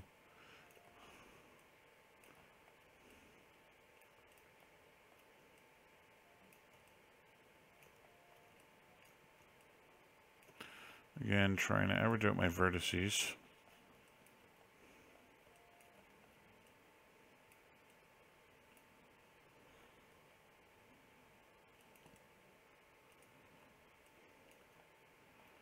Okay, something like that.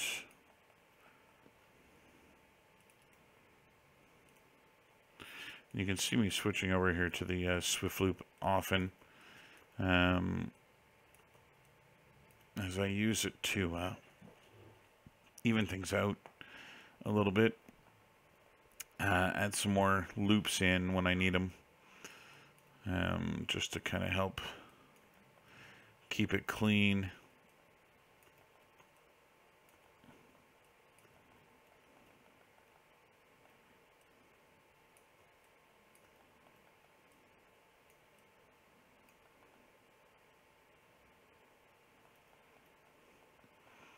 Okay, go right down the center line with these things.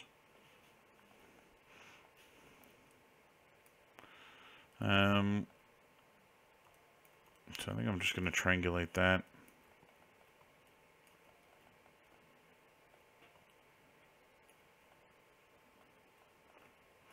And this is an indication here that I'm getting near the end. I start debating whether or not I actually need some of the topology that I have. So again, I'll go and create this inner lip, which seems to have gotten a little carried away over here. But that's alright. I'm going to, again, use this as a starting point and really model heavy on top of this. So I left the arm open, the armhole, and I left the neck open, which I think is going to work out for me here, as I have more components to put in there. I switch over to the relax conform. This is going to be a faster way of adjusting these polygons.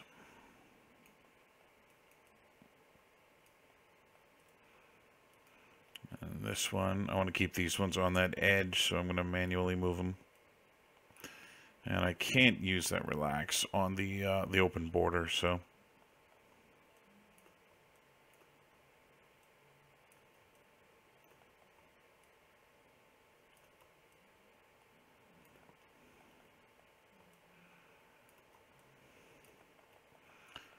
So just going in and trying to make sure that, you know, for the most part, these polygons are all about the same size. Now, obviously, there are larger ones and thinner ones, but when I get to an area where they're, you know, all doing the same thing, it really does make sense to try and keep them fairly uniform. Okay, so I'm going to turn off that tool.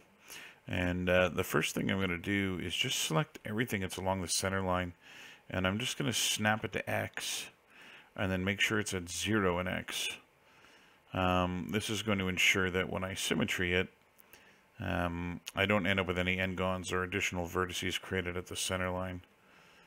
Okay, so now I'll delete the high poly one that I created. And let's put this back to that gray material. Okay. Yeah, that's going to work nicely. So I think the way that I'm going to do these abdominal plates here is to almost treat them as though they are almost like shingles, right? Where the next one's going to come out from underneath the breastplate, and then it's going to go over top of the one that is, you know, in the central section. Okay, let's isolate this guy. I'm going to do some smoothing groups on here just to help see the shape of it a little bit better.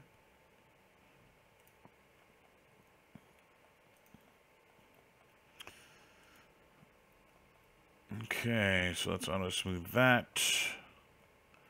Auto smooth that.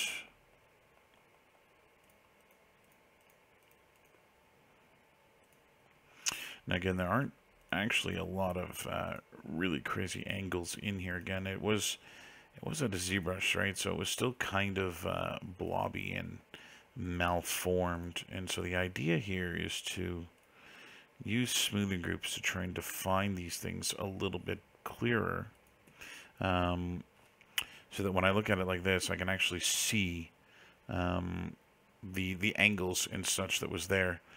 And then what I'll do is I'm going to run the turbo smooth on this, and I'll chamfer the smoothing groups to give me something a little bit more complete.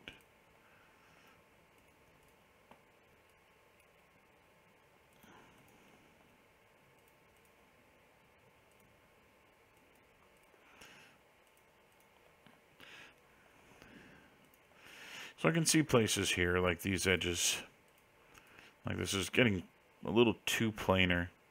And so I might take these edges and bring them out.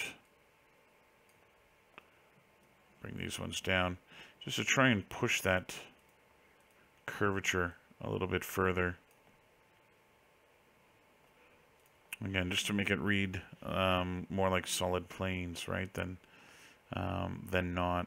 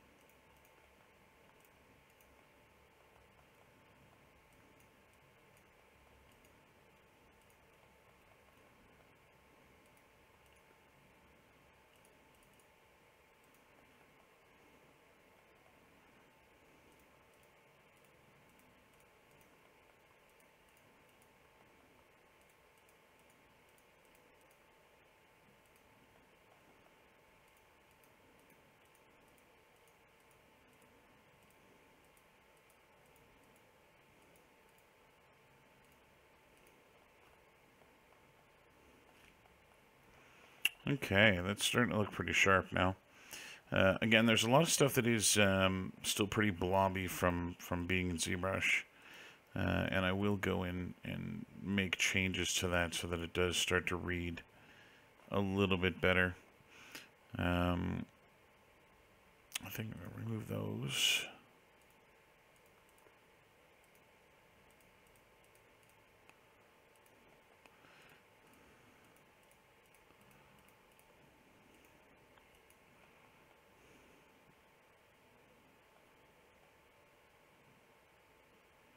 Yeah, see, here's a place where the topology I created isn't actually making that much sense.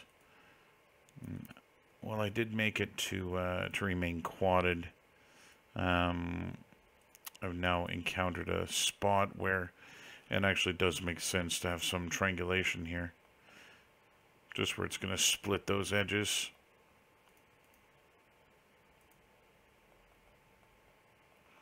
Here too, you can see places where, you know, just from the nature of that ZBrush mesh and how ugly it was, that I'm ending up with something that's not quite nearly as clean as it could be, or more importantly, where it's as clean as it should be. But that's all right. We'll make some changes along the way. I should end up with something quite clean.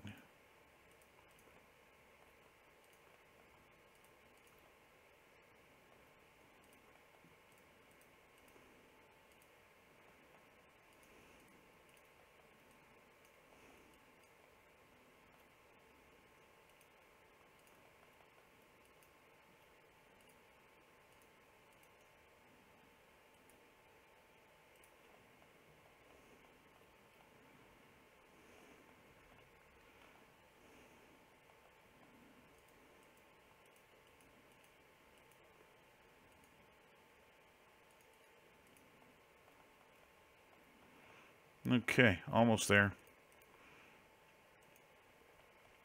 Again, I'm going to use the symmetry to do these mirrored smoothing groups for me, as it's a lot faster, and also because I'm kind of making these up as I go. I mean, I'm using the geometry that I made, but I'm also, you know, just kind of looking and seeing at what I've got.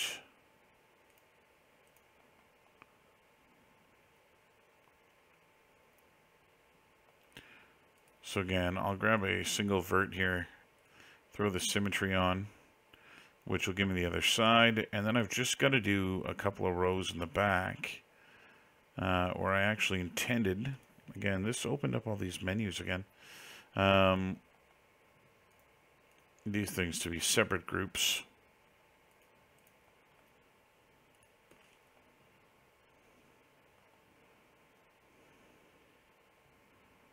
Okay. So one of the things I'm going to do here,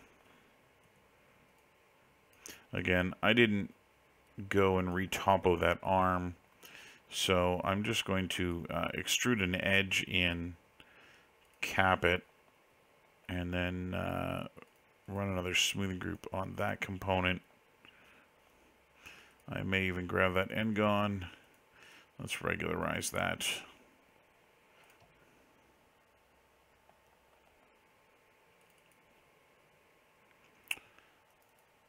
Hey, Krayos.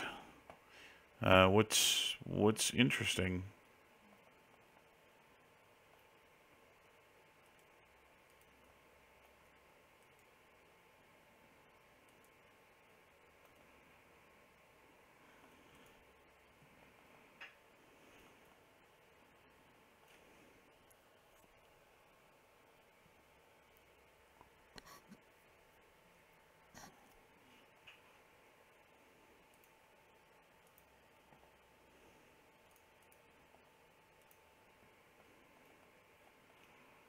Okay, that's gonna work.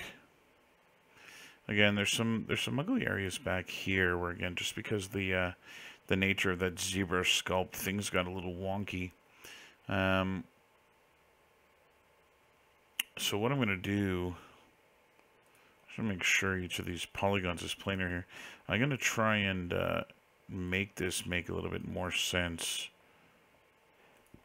by just repositioning some of these vertices to give me the kind of edge that, you know, it looks like it should have in this area.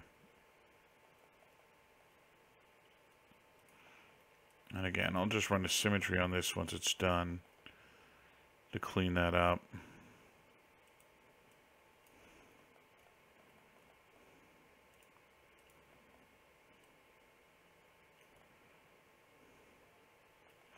And again, this is not really meant to be anatomy. It's still just a mechanical thing.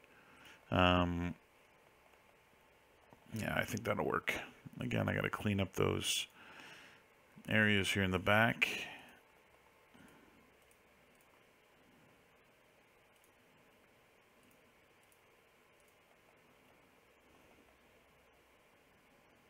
Okay, I got to do these ones too.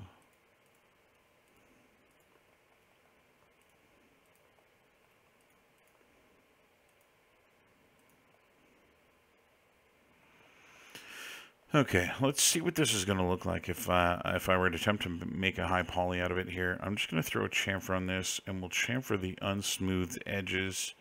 I'll pull that chamfer down a little bit. Let's go take a look at what we're getting.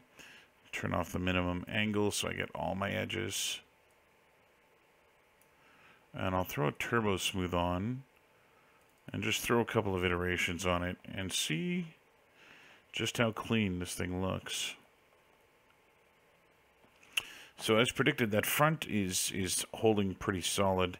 I got a little bit of concave curve going on here that I may not want to keep.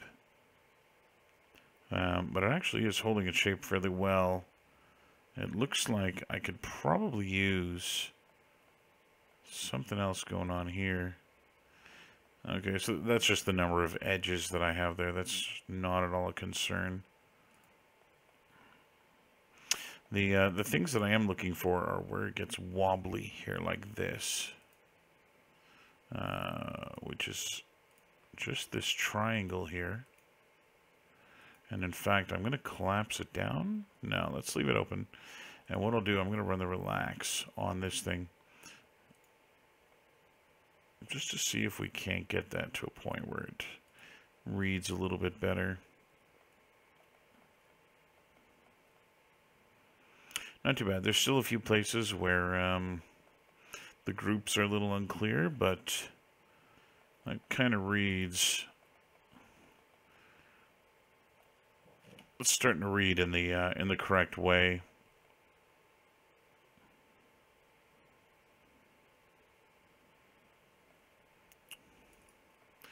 If I kill the turbo smooth, we get it back to about the look that we're looking for. Again, I got to go and build this collar on here. It's got a pretty interesting looking collar that's got to swoop up towards the back. And then also he's got a very square back, which looks like the result of some boxes and extrusions built onto this rib cage, which I've got to go place on as well.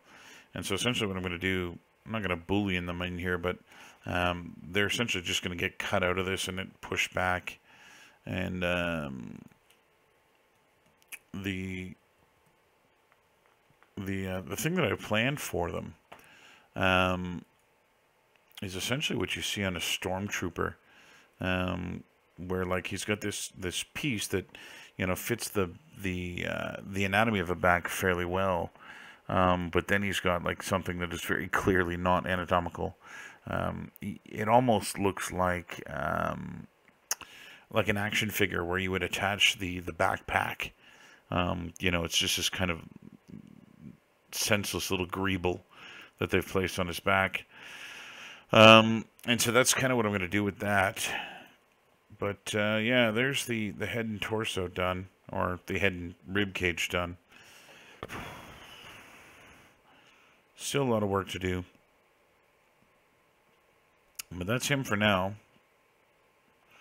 I think I need to do something else with this sphere. I'm not liking just how open and visible that is. And so I may do some kind of forks or something, reaching out from these areas to grab it. The last thing I want to do is just double check what my polygon count is at the moment, because I don't want to go too high with this thing because of how many of them there will be in this game. Again, this is not meant to be the game resolution version of this. It's sort of in between the high and low, so there's a lot of stuff that I can clean up, like in and around the ear here. There's this edge loop right here that just doesn't do anything. And so, anyway, I'm going to leave it there for tonight, as I am just exhausted, and I've got nothing left in the tank. And so yeah, I'll pick this up in the next couple of days. I'm hoping to have this thing finished before Wednesday. I'm going to try and put in a good solid couple of hours here on